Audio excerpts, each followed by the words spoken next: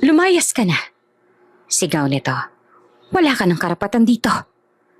Ma, anong ginagawa niyo? Teka lang, nasasaktan na ako. Napasigaw si Eileen habang kinakaladkad. Hanggang pababa ng hagdan ng kanilang apartment ay kinakaladkad siya ng biyanan. Ang ibang mga tao ay lumabas ang kanilang mga unit. Noong nasa tapat na sila ng building, agad na naman na nagsilabasa ng mga kapitbahay na naakit sa gulo. Ang iba sa kanila ay nagbubulungan. May ibang naaawa sa kanya, ngunit wala malang nagtangkang tulungan siya. Oh, tingnan niya siya. Sigaw ng biyanan niya. Ang babaeng nagdala ng kahihiyan sa anak ko. Hindi po totoo yun. Umiiyak na sagot ni Eileen. Tagatinda lang ng tofu. Dugtong nito. Isang babaeng mababang uri na akala mo kung sino. Pagmula ngayong araw na to, hindi niyo na makikita ang pagmumukha ng babaeng ito dito. Dahil tinatakwil na namin siya at hinihiwalayan na siya ng anak ko. Wala na siyang karapatan pa dito. At lalong hindi ako papayag na maging parte pa siya ng buhay ng anak ko. Narinig ng buong barangay ang malakas na sigaw ng biyanan. Kung paano siya nito ipahiya at kung paano siyang maliitin dahil sa mahirap lamang siya at isa lamang siyang hamak na tagatinda ng tofu.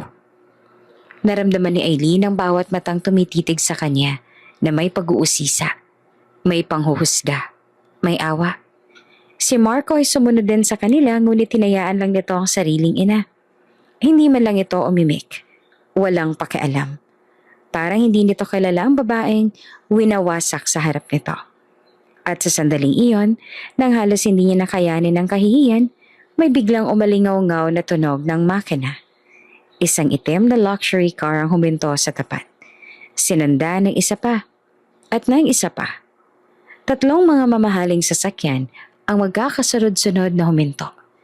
Napatahimik ang buong paligid. Nagbukas ang pinto ng unang sasakyan.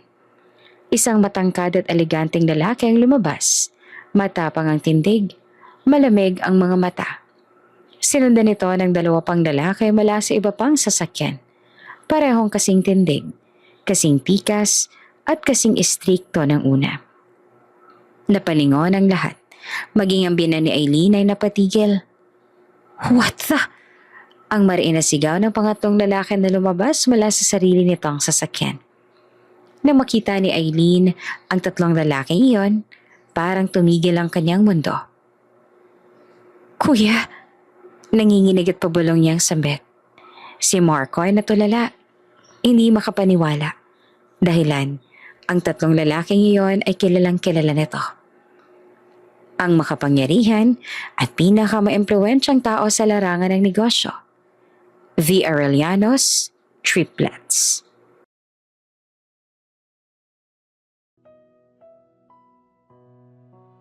Si Eileen Arellano ay isinilang sa isang mundong hindi kailanman mararanasan ng hirap. Lumaki siya sa mga malapalasyong mansyon. Nag-aral at nagtapos sa pribado at malaking paaralan. Lahat ng pinapangarap ng mga tao ay nasa kanya na. Kilala ang apelidong Arellano sa buong bansa. Kilala silang mga negosyanteng makapangyarihan. May hawak ng mga bangko, hotel, real estate at malalaking kumpanya. Si Eileen ang bunso at nag-iisang babae sa apat na magkakapatid at ang tatlo sa mga kuya niya ay triplets. Protektado siya ng mga ito. Lahat ay handa nilang gawin para sa kanya dahil para sa kanila siya ay ang prinsesa ng kanilang pamilya. Mahal na mahal si Eileen ng magulang at mga kapatid niya. Ang lahat ay handa nilang gawin para sa kanya. Lahat ng gustuhin niya ay nakukuha niya dahil ibinibigay agad iyon sa kanya ng magulang niya. At kung ayaw naman ng parents niya, laging to the rescue ang kuya niya. Isang sabi niya lang, nasa harap niya na agad. Ngunit sa kabila ng lahat ng iyon, may isang bagay siyang pinili na hindi kailanman kayang ibigay ng kayamanan. Ang pag-ibig. At ang pag-ibig na iyon ay si Marco. Isang simpleng lalaki. Middle class. May maliit na kumpanya na pinipilit palaguin. Ang kumpanya na mula pa sa ama nito. Masipag, ambisyoso, at mabait. Iyon ang nakita ni Aileen sa kay Marco kaya niya ito minahal. Hindi niya kailanman sinabi kay Marco kung sino talaga siya. Hindi nito alam na ang babaeng minahal nito ay nagmumula sa isa sa pinakamayamang pamilya sa bansa. Para kay Marco, si Aileen ay isang tahimik na babae na nagtitinda ng tofu sa maliit na palengke, na marunong mangarap at magmahal. Ngunit nang nalaman ng pamilya Arellano ang tungkol kay Marco, ay para bang gumuho ang mundo ni Aileen. Hindi nila matanggap ang relasyon niya dito. Ginagamit ka lang niya.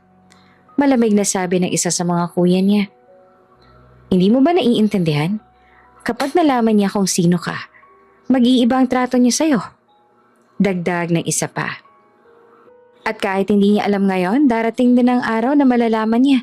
At sa oras na yon, sisiguraduhin niya hindi ka na makakawala kasi gagamitin ka lang niya. Maging ang mga magulang niya ay mariing tumututol sa relasyon nila ni Marco.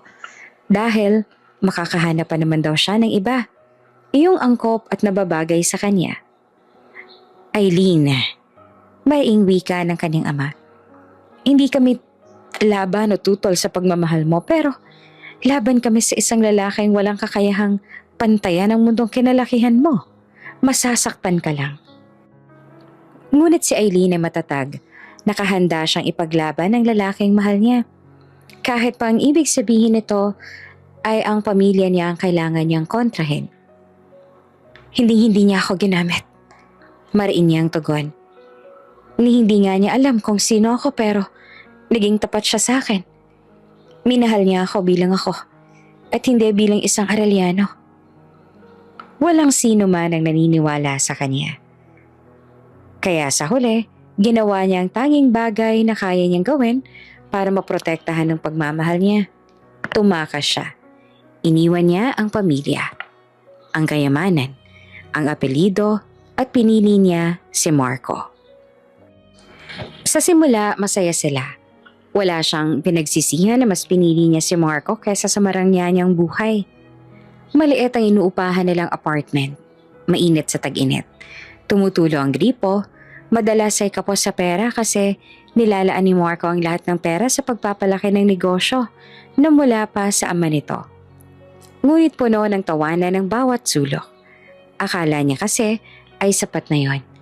Akala niya ay sapat na ang pagmamahala na tawanan para malampasan nila ang lahat.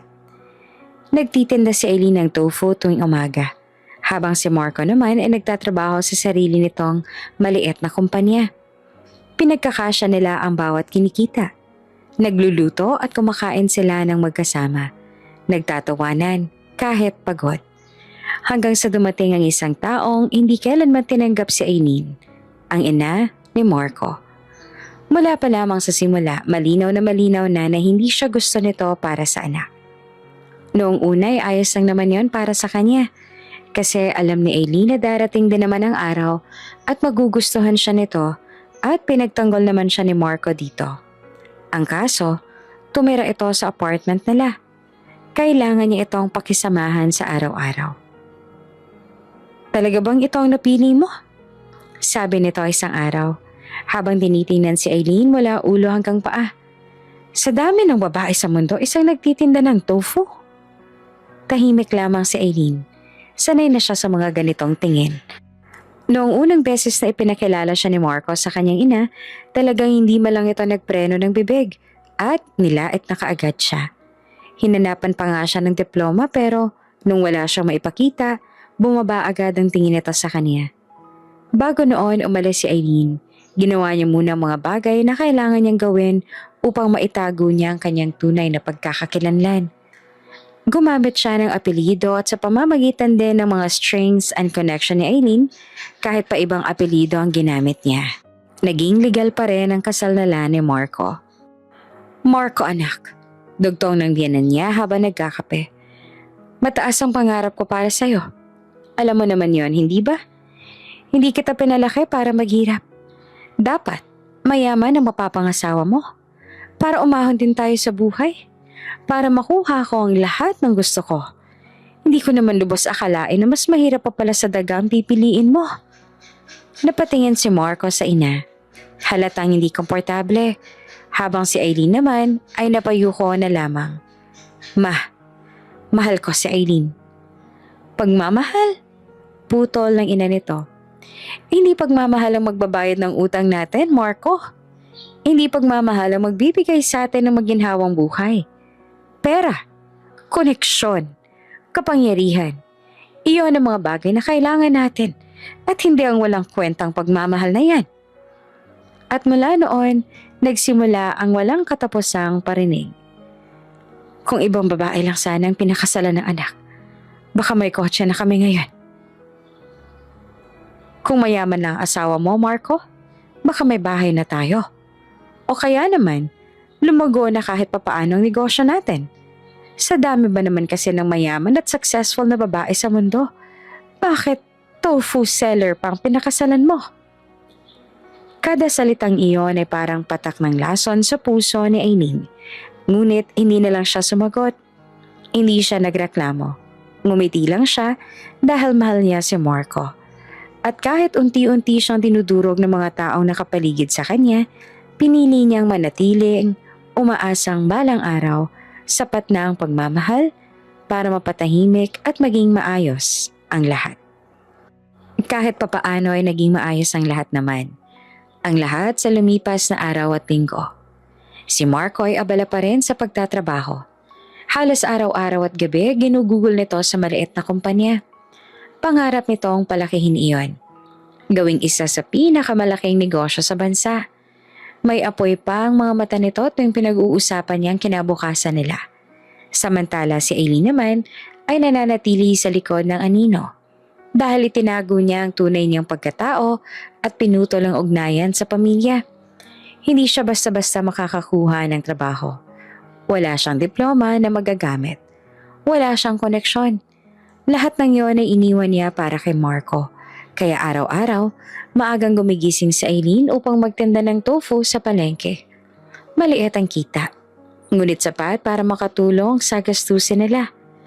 Noong una, si Marco pa ang nagtatanggol sa kanya sa tuwing minamaliit siya ng ina nito. Kaya kahit papaano, gumagaan naman ang pakiramdam niya. Ma, huwag niyo po siyang maliitin. Maraing wika nito noon. Si Aileen ang kasama ko sa hirap. Hindi ko hahayaang bastusin niyo siya. At tuwing maririnig iyon na Aileen, napapangiti siya kahit pagod. Iniisip niyang sapat na ang ganoong mga salita para manatili. Ngunit, unti-unting nagbago ang lahat. Hindi na siya pinagtanggol ni Marco kapag binabasta siya ng ina nito. Minsan, tahimik lamang ito. Minsan, iiwas ang tingin.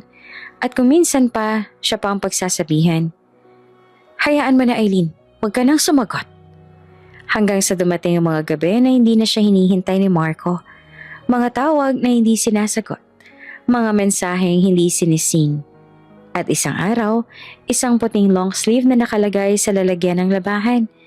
Nakita niya ang bahid ng lipstick sa kwelyo. Napatigal si Aileen. Mo'y binuhusan siya ng malamig na tubig. Parang may humigpit sa kanyang dibdib. Paulit-ulit niyang tiningnan ang mansya.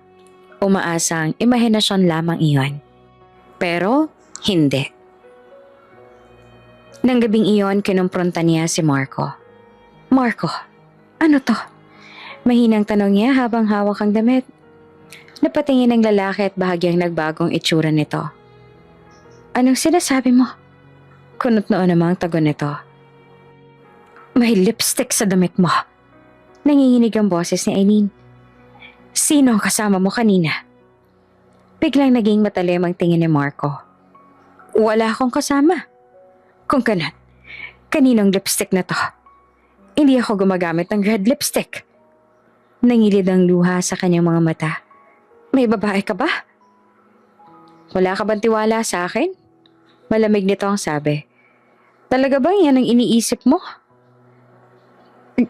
Hindi sa ganon. Alam mo ba kung gaano ko kahirap magtrabaho? Putol nito. Ginugugol ko ang buong oras ko sa kumpanya. Habang ikaw, nagtitinda lang ng tofu. Tapos ako pang pagbibintangan mong maiba? Parang binuhusan ng malamig na tubig si Aileen. Hindi nito tinatanggi. At hindi rin ito ipinapaliwanag para sana maunawaan niya. Bagkos, siya ang ginawang may kasalanan. Marco, huwag mo akong pagbintangan, Aileen. Puro negosyo lang inaatupag ko. Huwag mo nang dagdagan ng mga iniisip ko. Sigaw nito bago tumalikod at lumabas ang kanilang apartment. Naiwan si Aileen sa gitna ng maliit na lang sala. Hawak pa rin ng damit na may bahid ng lipstick. Habang sa puso niya, unti-unti nang nagkakabitak-bitak ang pag-ibig na minsang inakala niyang walang hanggan. Hindi naman isang gabi lang nagbago si Marco. Unti-unti itong nanlamig. Unti-unting nawala ang lambing. Ang pag-aalala, ang simpleng tanong na, kamusta ka? Pagod ka ba sa pagtitinda? O kumain ka na ba? At sa unti-unti na yon, mas malala pala ang sakit. Pakiramdam niya kasi at unti-unti rin na tinatarak ang matulis na kutsilyo sa kanyang dibdib. Pakiramdam niya ay unti-unti rin niyayarakan ang pagkatao niya. Hanggang sa dumating ang panahong parang hindi na siya nakikita ng sarili niyang asawa. Para bang hangin na lang para dito ang presensya niya. Sa umaga, aalis si Marco na hindi man lang nagpapaalam sa kanya. Para bang baliwala na para dito ang presensya niya. Sa gabi, uuwi itong pagod o kung minsan, hindi na talaga uuwi. At kung uuwi man, may hawak ng cellphone. Abalang-abala sa pagte-text ng kung sino at sa mga tawag na palaging tinatapos kapag lalapit na si Aileen. May kausap ka ba? Mahina't mahina niyang tanong sa kanyang asawa. Wala. Mabilis sa sagot ni Marco sabay talikod. Huwag ka na makaalam. Hindi mo rin naman maiintindihan kasi tungkol iyan sa negosyo. Parang kutsilyong paulit-ulit na sumasaksak sa dibdib niya ang mga salitang yon. At ang mas masakit, mas gusto pa iyon ng kanyang biyanan. Gustong gusto nito sa tuwing nakikita na ine-ignore siya ni Marco. At kung minsan ay naririnig niya pa ang biyanan niyang si Corazon na kinakausap ang anak na ipakilala dito ang kaibigan na lagi raw nitong nakakausap. Tuwing nagtitinda si Aileen ng tofu sa maliit niyang pwesto, pawis na pawis. Sunog sa init. Halatang pagod, pero hindi mala siya inalalayan ng biyanan niya. Ni hindi nga siya nito pinapansin. Wala lang itong ginagawa. Para siyang alipin nito. Minsan ay nakikita niya ang biyanan niya nakangiti sa loob. May kausap sa telepono. Minsan pa nga ay bumisita sa bahay nila na kaibigan na mag-ina at pinakita dito ng biyanan niya ang litrato ng babae. Ang ganda niya, no? Maririnig niyang sabi ng biyanan sa isang kausap. Iyan ang dapat na asawa ng anak ko, hindi yung tendera ng tokwa. Minsan, nakita niyang pinaghahandaan ng biyanan niya ang pagdating ni Marco.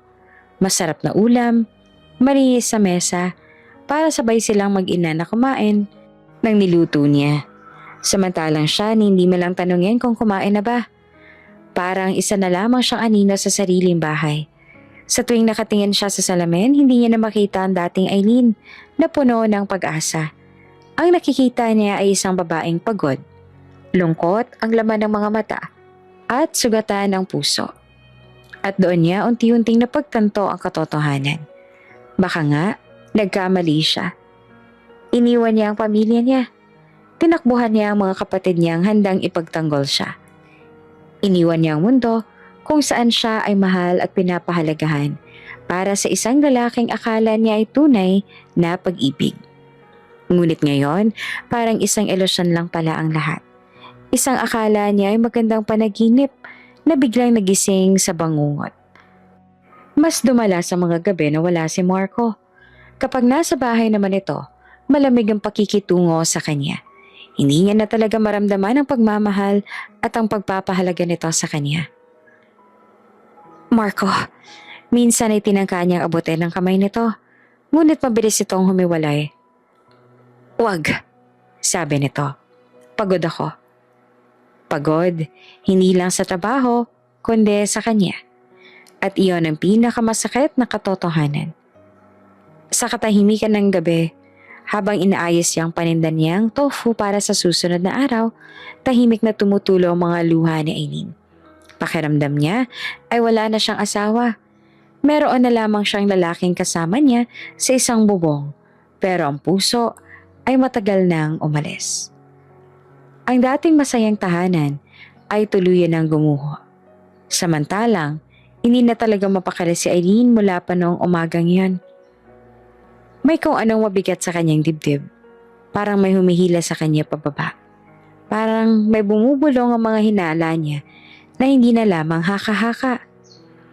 Habang nagtitinda siya ng tofu sa gilid ng kalsada, nanginginig ang kamay niya sa paghawak ng cellphone. May isang anonymous message ang pumasok. Isang larawan. Nakatayo si Marco sa labas ng isang hotel. Nakaakbay dito ang isang babaeng maputi. Elegante, mukhang mayaman. Halata rin base sa closeness at itsura ng dalawa na may relasyon sila. Hindi lamang basta kaibigan. Parang may pumutok sa loob ng dibdib ni Eileen.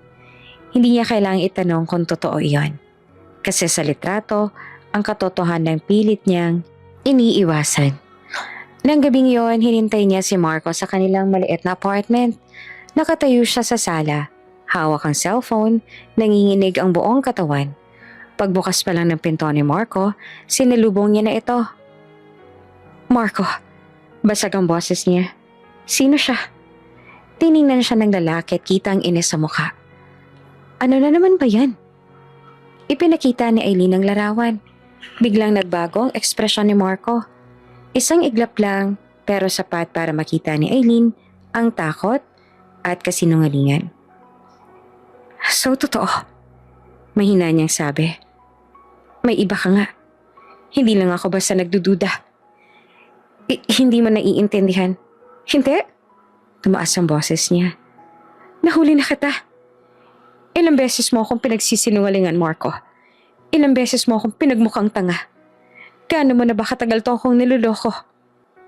Tumahimik ka, sigaw ni Marco. Wala kang karapatan na pagtaasan ako ng boses.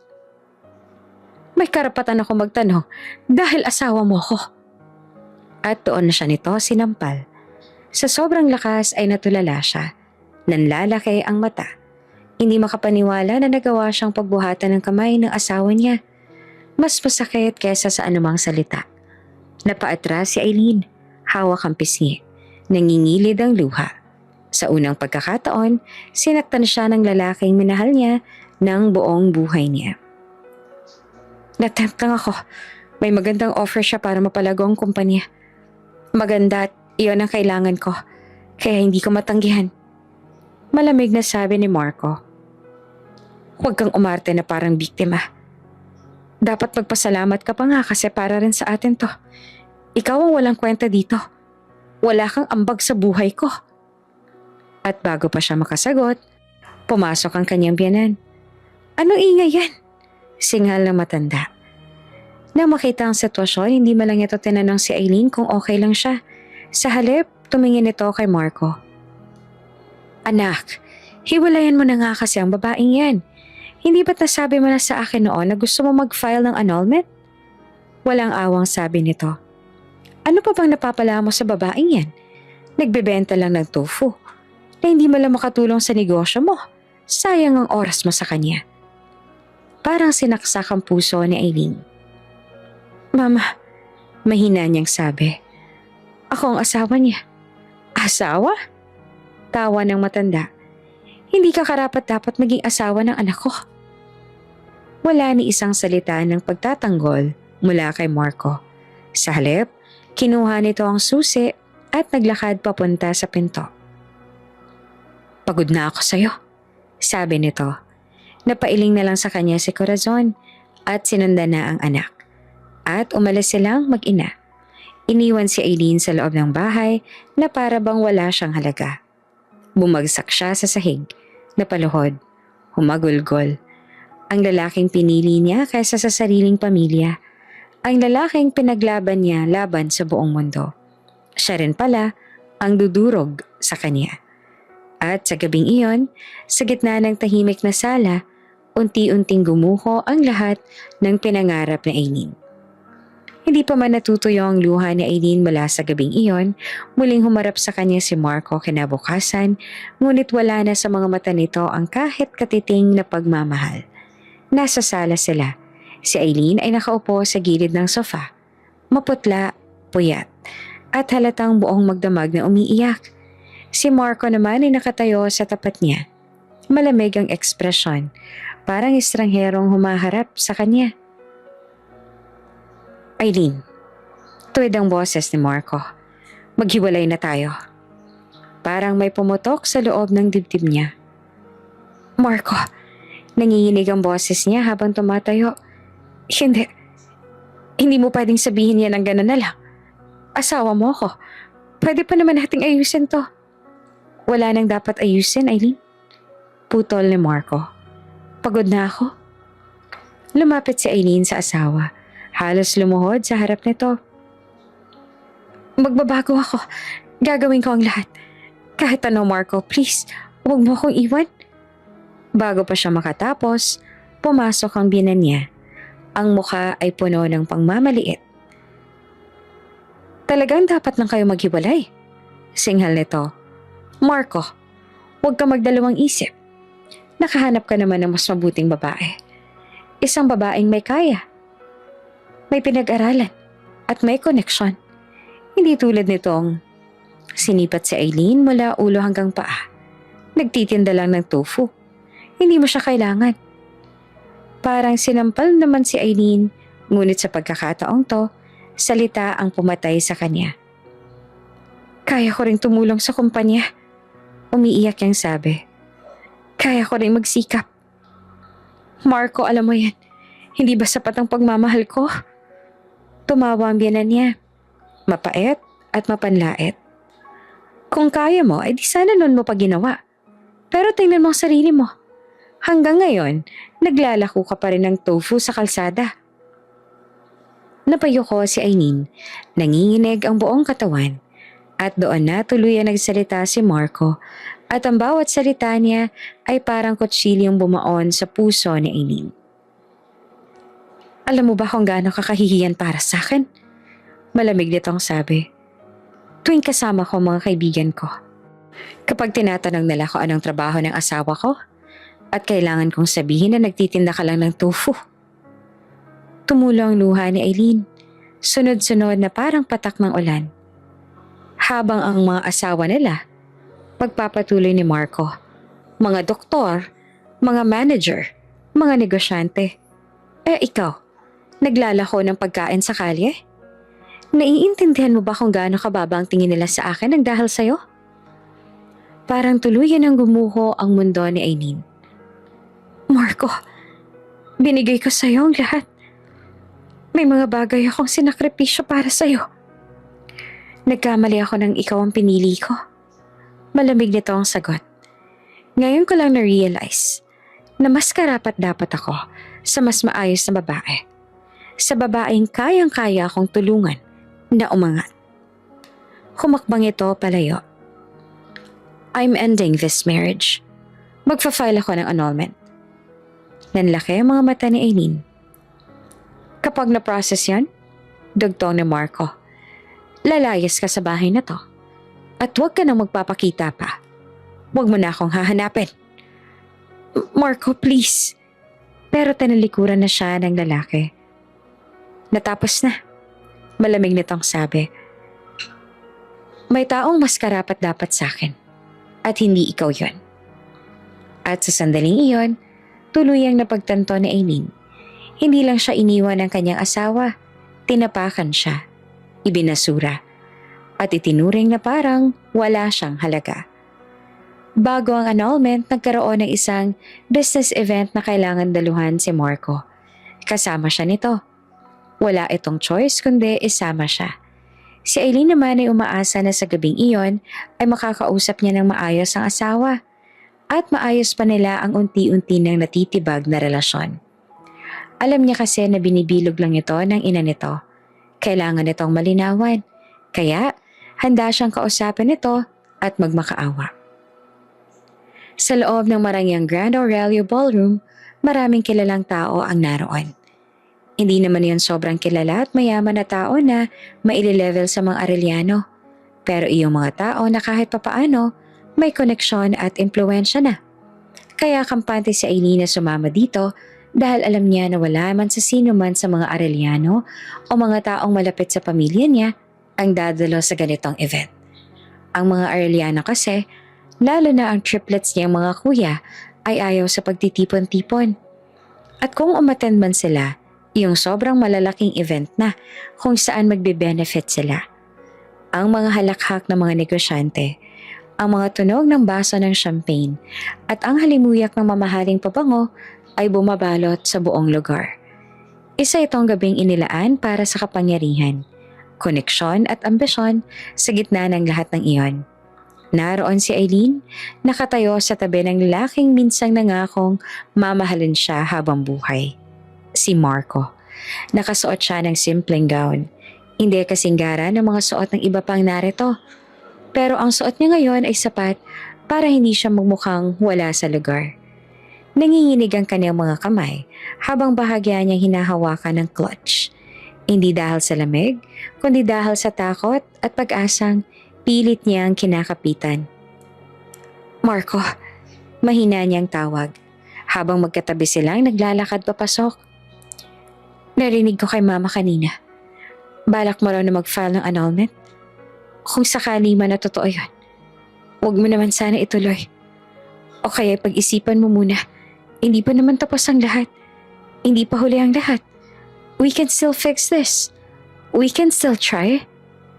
Hindi na siya tinignan ni Marco. Diretso lang ang tingin nito sa unahan at para bang isa lang siyang obligasyong kailangang dalhin sa gabing iyon.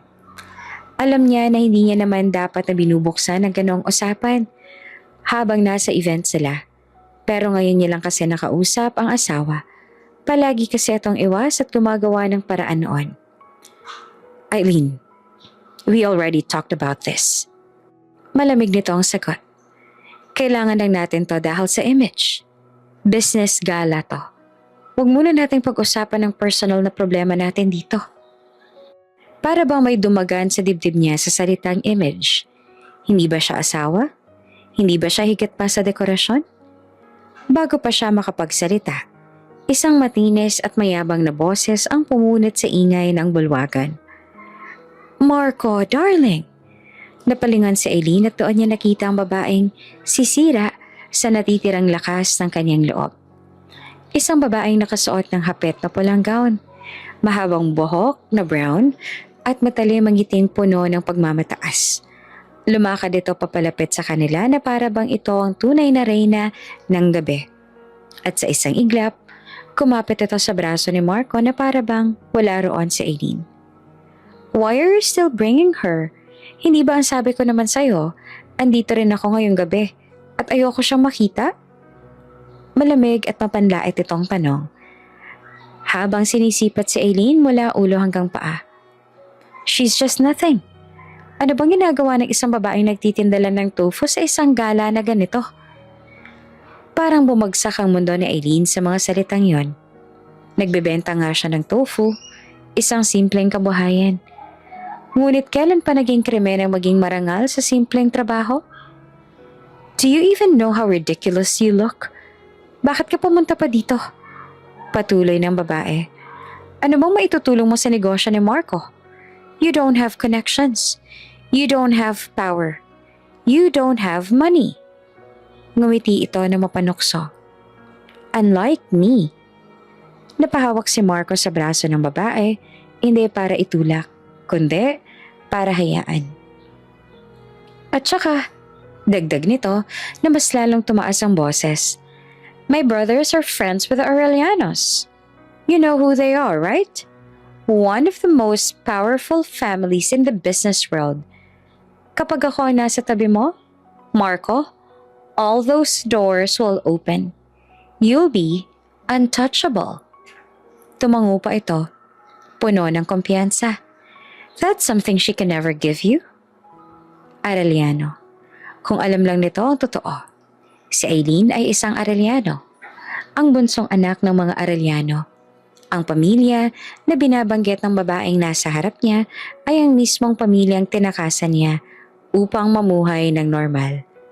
Kilalang kilala niya ang bawat miyembro ng angkang iyon dahil doon siya lumaki at ito ang nagmamahal sa kanya. Kilalang kilala niya rin ang mga kaibigan ng mga kuya niya kaya alam niya na ang mga kaibigan nila ay walang kapatid na babae. At kung meron man ay hindi ang babaeng ito. Isang malaking kasinungalingan ng lahat. Ngunit nananatili siyang tahimik. Hindi siya nagsalita. Hindi niya sinabi ang katotohanan dahil alam niya kapag nalaman ito ng kanyang mga kuya, lalo na kung ginagamit ang pangalan ng Arellano sa ganitong panlilinlang, hindi iyon palalampasin. At ayaw niyang maging dahilan ng mas malaking gulo. So, nakataas kilay na tanong ng babae kay Marco. Why are you still dragging her around? She's embarrassing you. Hindi na kinaya ni Eileen. Kahit nanginginig ang boses niya, humarap siya kay Marco. Marco, please. Halos luha ang sabi niya. Kahit sa harap ng mga taong to, huwag mo naman akong tratuhin parang wala. Asawa mo pa rin ako. Saglit na nagtagpo ang mga mata nila. Ngunit sa halip na dating lambing, puro pagkainis na lamang ang naroon. Enough, Eileen. Malamig niyang tugon. You're making a scene. Tama si Natalia. Dapat ay hindi na lang kita sinama dito. Isang mapait na ngiti ang gumuhit sa labi niya. Siya ang gumagawa ng eksena? Hindi ba't siya ang inaapakan? Tahimik na lang siyang umurong. Habang ang babae naman ay muling kumapit kay Marco. Parang nanalo sa laban. Sa gitna ng mga ilaw, musika at mga ngiting puno ng pagkukunwari, naiwan si Eileen na mag-isa. Ngunit sa gabing iyon, pinili niyang manahimik. Hindi dahil mahina siya, kundi dahil darating ang araw na ang katotohanan ay magsasalita para sa kanya. Sa kabilang banda naman, sa isang pribadong lounge sa itaas ng Arellano Tower, tahimik ang paligid. Ngunit mabigat ang hanging bumabalot sa tatlong lalaki nakaupo sa harap ng floor-to-ceiling window. Tatlo silang magkakamukha, sa tindig at tindig ng kapangyarihan. Ang tatlong iyon ay walang iba kundi ang kinakatakutang The Arellano Triplets. Si Leander Arellano, isang CPA lawyer na siyang humahawak sa mga bank na pag-aari ng mga Arellano. Ang isa namang medyo mahabang buhok ay si Lysander Arellano. Nakatapos sa kursong business management at kasalukuyang ito ang nagmamanage ng hotel business ng mga Arellano. At ang panghuli ay si Zayander Arellano, isang engineer at siyang namamahala sa construction company at iba pang real estate ng pamilya. Sila ang triplets na kinakatakutan sa business world. Magagaling at matatalino kasi talaga ang mga ito. Ang mga Arellano na hindi kailanman natatalo. Ngunit sa sandaling iyon, hindi sila mga bilyonaryo. Hindi sila mga negosyanteng malamig ang puso. Sila ay mga kuya na nawalan ng kapatid. May nakuha na akong lead. Si Zayander ang unang nagsalita. Nakatingin sa holographic screen sa harap nila. Lumitaw doon ang isang larawan. Malabo, kuha sa kalye. Picture iyon ng isang babaeng nagtitinda ng tofu. Hindi nagkamali ang kanilang mga mata. Eileen? Bulong ni Leander na naninigas ang panga. Confirmed, sagot ni Zayander. She's in a small district sa south. Married. Ibang apelido na ginagamit niya. Pero sa tingin ko ay may ginawa si Eileen para maging legal pa rin ang kasal nila. Ang pangalan ng asawa niya, Marco Juarez. Tahimik ang silid. Si Lysander na kanina pahawak ang isang tablet ay dahan-dahang itinaas ang tingin. May malamig na galit sa mga mata nito. I dug deeper, sabi ni Lysander. The guy, she's married? Iyon ang nobyo niya noon. A middle class. May maliit na kumpanya na minsan ay sa ama niya. Pero hindi malang stable. No wonder why tinago din na Eileen ang lahat sa nobyo niya noon. Hindi man lang natin nalaman kung anong tunay niyang pangalan.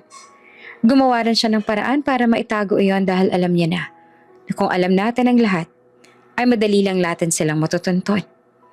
Dahil ang lalaki na yon ay sinusubukan din na umangat sa mundo ng negosyo. Of course, singhal na Leander. We warned her. Ngumisi si Xander pero hindi iyon masaya. Ito ang ngiting puno ng puot. And it gets worse. Nag-swipe ito ng screen. Lumabas ang mga retrato. Ang asawa ng kapatid nila na si Marco ay may kasamang isang babae. Magkadikit ang mga katawan. Magkahawak ang kamay. May halik pa sa pisngi. Cheating. Malamig na sabi ni Xander. Multiple sightings. Multiple hotels. The same woman. Tumayo si Leander bigla. Bumagsak ang kamao sa mesa. Binastos niya ang kapatid natin. Niloko niya. Sabay ni Lysander. Mababa ang boses pero puno ng panganib. At habang ginagawa niya yon, si Aileen ay nagtitinda ng tofu sa kalye para makatulong sa kanila. Napapikit si Xander. She left everything for him. Us, the family, the empire. And this is how he treats her? Natahimik ang triplets. Napakabigat ng katahimikan na bumalot sa silid na yon. Pagkatapos, dahan-dahan nagsalita si Leander, ang pinakamatanda sa kanila, sa kilos at aura. Maybe it's time. Anito, naitama natin ang mali. Napatingin din dito ang dalawa. Time to bring our sister home. By force? Tanong ni Xander. Ngumiti si Leander, isang ngiting walang awa. Yes, kung kailangan nating guluhin ang buhay ng Marcos na yon para magpasya si Aileen na bumalik na sa atin, gagawin natin yon. Hindi pwede na patuloy niyang maranasan ang hirap na nararanasan niya ngayon at hindi pwede na patuloy siyang tinatarantado ng asawa niya. Minahal at tinuring natin na prinsesa ang bunso nating kapatid. At hindi ako makakapayag na tinatarantado lang siya ng isang lalaking tulad ng asawa niya. Tumango naman si Lysander. She doesn't deserve that kind of life. Not with a cheating husband. Not with a mother-in-law who treats her like trash. At hindi niya kailangang magtiis. Dagdag ni Xander. Because she is an Arellano. Whether she admits it or not. Nagtagpo ang tingin ng tatlo. At sa sandaling iyon, napagpasyahan na ang kapalaran ni Marco at ang pagbabalik ni Aileen. Hindi sumusuko si Aileen. Kahit paulit-ulit na siyang tinataboy ni Marco, kahit araw-araw siyang binabastos ang biyanan nito, patuloy pa rin siyang kumakapit dahil para sa kanya, ang kasal ay hindi laruan na basta nalang itatapon at iniiwan kapag may dumating na mas maginhawa at magandang kapalit. Marco, please. Halos pabulong na lang ang boses niya isang gabi habang hinaharangan niya ang pinto ng kwarto. Kahit galit ka, kahit may nagawa akong mali, pag-usapan natin, huwag mo akong itaboy. Ni hindi man lang siya tinitingnan ni Marco. Tapos na tayo, Aileen. Malamig nitong sabi habang inaayos ang suot. Kung may kaunting dignidad ka pa, huwag mo na akong guluhin. May dignidad pa ba ako sa paningin mo? Umiiyak yung tanong. Ako ang asawa mo, Marco. Iniwan ko ang pamilya ko para sa'yo. Isa pa yan sa mga maling desisyon mo. Sagot nito. At huwag mo nang ipamukha sa akin dahil hindi naman kita pinilit na gawin yon. Ikaw ang nagpasya noon para sa sarili mo. Pagkaraan ng ilang araw, dumating ang papel ng annulment. Nasa mesa ito, nakalatag. Kasama ang ballpen. Nakatayo sa tabi ang biyenan niya. Nakapamewang at si Marco naman ay nakaupo, halatang inip na inip. Permahan mo na. Utos ang biyenan niya. Ano pang hinihintay mo? Hindi ko ito pipirmahan. Umiiyak si Aileen. Asawa niya ako at hindi ganito nagtatapos ang kasal. Tumayo si Marco at nilapitan siya. Kung ayaw mong permahan, mapapahaba lang ang paghihirap mo. Malamig nito ang sabi. Mas mabuti nang matapos na ngayon pa para matapos na at pareho na tayong maging malaya. Marco, please. Nanginginig ang kamay ni Aileen habang hawak ang papel. Magdadalawang taon na tayong kasal. Nangako tayo sa harap ng altar, diba? Huwag mo naman basta lang ipasura ang mga taon na magkasama tayo at ang sinumpaan nating dalawa. Pakiusap. Ngunit walang sinagot si Marco. Nananatili lamang ang malamig nitong titig sa kanya. Wala man lang awa ang mga mata. At higit sa lahat, wala nang pagmamahal nito sa kanya. Permahan mo na, Eileen. Ano pa pang hinihintay mo? Nariyan na nga sa harap mo. Pinapatagal mo pa talaga. Ang muling malakas na sigaw ng biyanan niya. Sa huli, sa sobrang pagod, sa sobrang sakit, sa sobrang pagkabigo, napaperma si Eileen. At akala niya roon na magtatapos ang lahat. Nagkamali siya. Pagkaperma niya, bigla siyang hinila ng biyanan palabas ng bahay. Lumayas ka na, sigaw nito. Wala ka ng karapatan dito. Ma, anong ginagawa niyo? Teka lang, nasasaktan na ako. Napasigaw si Eileen habang kinakaladkad. Hanggang papaba ng hagdan ng kanilang apartment ay kinakaladkad siya ng biyanan. Ang ibang mga tao ay lumalabas ng kanilang mga unit. Noong nasa tapat na sila ng building, agad naman na nagsilabasa ng mga kapitbahay na naaakit sa gulo. Ang iba sa kanila ay nagbubulungan. May ibang naaawa sa kanya, ngunit wala man lang nagtangkang tulungan siya. Oh, tingnan niyo siya, sigaw ng biyanan niya. Ang babaeng nagdala ng kahihiyan sa anak ko. Hindi po totoo yan. Umiiyak na sagot ni Eileen. Tagatenda lang ng tofu. Dugtong nito. Isang babaeng mababang uri na akala mo kung sino. Magmula ngayong araw nito, hindi niyo na makikita ang pagmumukha ng babaeng ito dito dahil tinatakol na namin siya at hinihiwalayan na siya ng anak ko. Wala na siyang karapatan pa dito. At lalong hindi na ako papayag na maging parte pa siya ng buhay ng anak ko. Narinig ng buong barangay ang malakas na sigaw ng biyanan niya. Kung paano siya nito ipahiya at kung paano siyang maliitin dahil sa mahirap lamang siya at isa lamang siyang hamak na tagatenda ng tofu. Naramdaman ni Eileen ang bawat matang tumititig sa kanya ay may pag-usisa, may panghuhusga, may awa. Si Marco ay sumusunod din sa kanila ngunit tinayaan lang nito ang sariling ina. Hindi man lang ito umimik, walang pakiramdam. Parang hindi ito kilalang babaeng winawasak sa harap nito. At sa sandaling iyon, nang halos hindi niya nakayanin ang kahihiyan, may biglang umalingaw-ngaw na tunog ng makina.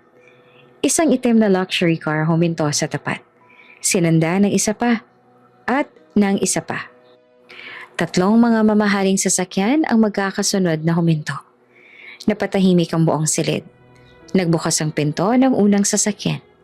Isang matangkad at eleganteng lalaki ang lumabas. Matapang ang tindig. Malamig ang mga mata. Sinundan ito ng dalawa pang lalaki mula sa iba pang sasakyan. Parehong kasing tindig, kasing pikas, at kasing strikto ng nauna. Napalingon ang lahat. Maging ang biyanan ni Eileen ay napatigil. What the? Ang mariin na sigaw ng pangatlong lalaki na lumabas mula sa sarili nitong sasakyan. Nang makita ni Eileen ang tatlong lalaking yon, parang tumigil ang mundo niya. Kuya, nanginginig at pabulong niyang sambit. Si Marco ay natulala. Hindi siya makapaniwala. Dahil ang tatlong lalaking iyon ay kilalang kilala nito. Ang makapangyarihan at pinakamaimpluwensyang tao sa larangan ng negosyo, the Arellano's triplets. Mabagsik ang itsura ni Leander Arellano. Si Lysander Arellano ay galit at nag-aalala, habang si Xander Arellano ay hindi makapaniwala dahil buong buhay nilang magkakapatid ay inalagaan nila ang kanilang bunso. Tuluyan ang nanghina si Eileen.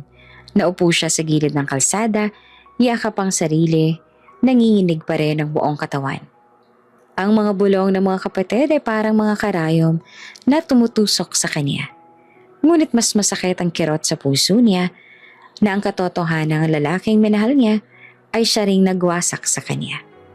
At sa sandaling yon, mabilis na lumapit ang tatlong lalaki. Eileen!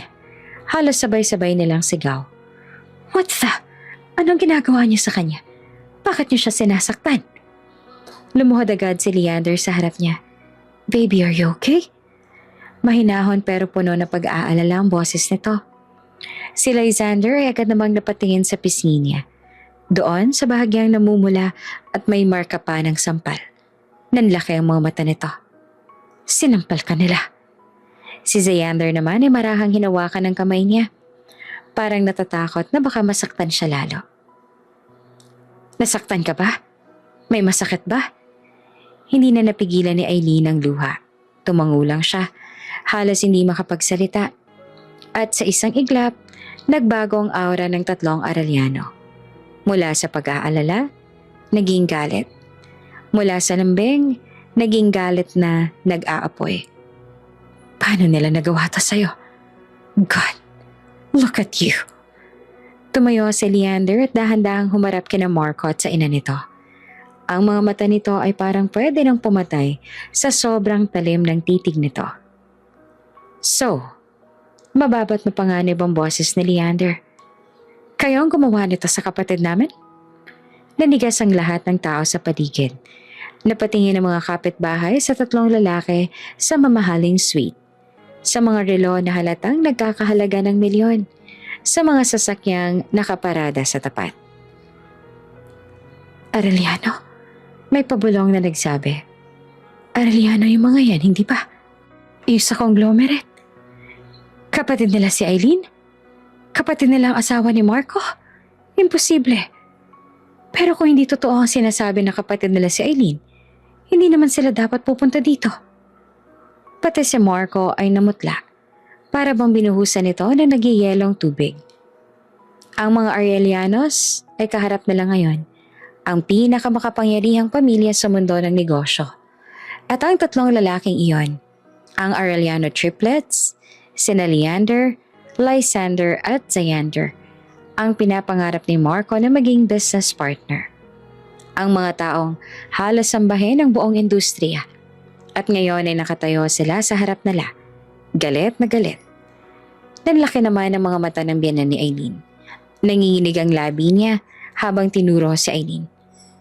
At anong ginagawa ninyo rito? At sino? Sino ang kapatid ninyo? Kapatid namin si Eileen. Kapatid namin ang babaeng sinaktan at pinahiya ninyo. Mabagsik na sagot ni Xander. Ano? Napahiyaw ang ina ni Marco. Kapatid ninyo ang babaeng yan? Maingat na ninalalayan ni Lysander na makatayo si Eileen. Hindi lang basta kapatid. Malamig nitong sabi habang nakatingin sa dalawa. She's the youngest daughter of the Arellano family. She is our family's princess. Napatakip ng bibig ang ilang kapitbahay. Si Marco naman ay parang nawala ng lakas sa tukod. Meaning, dagdag na Leander, ang babaeng hinila ninyo sa kalsada, ang babaeng pinahinayaan ninyo sa harap ng lahat, ay ang pinaka-iingat-ingatan ng mga Arellano. Pagtatapos ni Xander, walang makapagsalita. Gulat na gulat lang ang ekspresyon ng lahat. Ang biyenan ni Eileen ay halos mapaupo sa lupa. Hindi yan totoo. Totoo. Malamig na sagot ni Leander. At ang ginawa ninyo sa kanya? Lumapit ito ng isang hakbang, kaya ang mag-ina ay napaatras sa pagkasindak. Babayaran ninyo. Inalagaan at minahal namin ang aming kapatid. Napapailing na sabi ni Xander. Itinuring namin siyang prinsesa. Lahat ay handa naming ibigay sa kanya. Kailanman ay hindi namin ginusto na masaktan siya. Ngunit kayo, nagawa niyong saktan at ipahiya ang kapatid namin. Nagawa niyo yun. Kahit wala naman siyang maling ginawa sa inyo. Sadyang napakataas lang ng mga tingin ninyo sa mga sarili ninyo. We will never forgive this. Ngayon pa lang, sinasabi ko na sa inyo to. Wala kaming papalampasin sa ginawa ninyo. Lahat ay pagbabayaran ninyo. Kaya humanda na kayo. Sa likod nila, marahang hinawakan ni Lysander ang balikat ni Eileen. Hindi ka na mag-isa, bunso. Bulong nito. Hindi na. Andito lang kami. Ipagtatanggol ka namin. At sa unang pagkakataon, matapos niyang magpasya na iwan ng pamilya, para sa walang kwentang si Marcos, nakaramdam si Eileen ng tunay na proteksyon. Maingat na inalalayan ng triplet si Aileen papunta sa sasakyan. Isang itim na luxury sedan. Hindi pa man tuluyang nakakapasok si Aileen sa loob, agad na siyang napagitnaan ng tatlo. Slowly, bunso. Hawakan mo ako, baka matumba ka. Sabi ni Leander habang hinahawakan ang braso niya. Dahan-dahan lang, Leander. Huwag kang magulo. Hawakan mo ulo niya, baka mauntok. Sabat naman ni Lysander. Oops! May break muna. Gusto mo bang ma-shoutout dito sa channel ni Ate Jane? Mag-comment lang ng lesson you learned from the latest story uploaded. Dahil pipili kami ng isang best comment of the day para i-shoutout sa susunod na upload.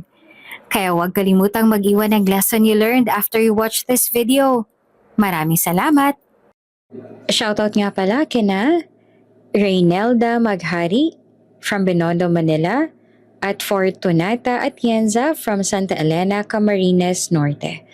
Sa ating mga taga-subaybay, paki-comment naman po sa baba kung taga saan kayo para alam ko kung hanggang saan umaabot ang mga kwento ni Ate Jane at para ma-shoutout ko kayo sa mga susunod pa nating mga kwento. Maraming salamat sa pakikinig.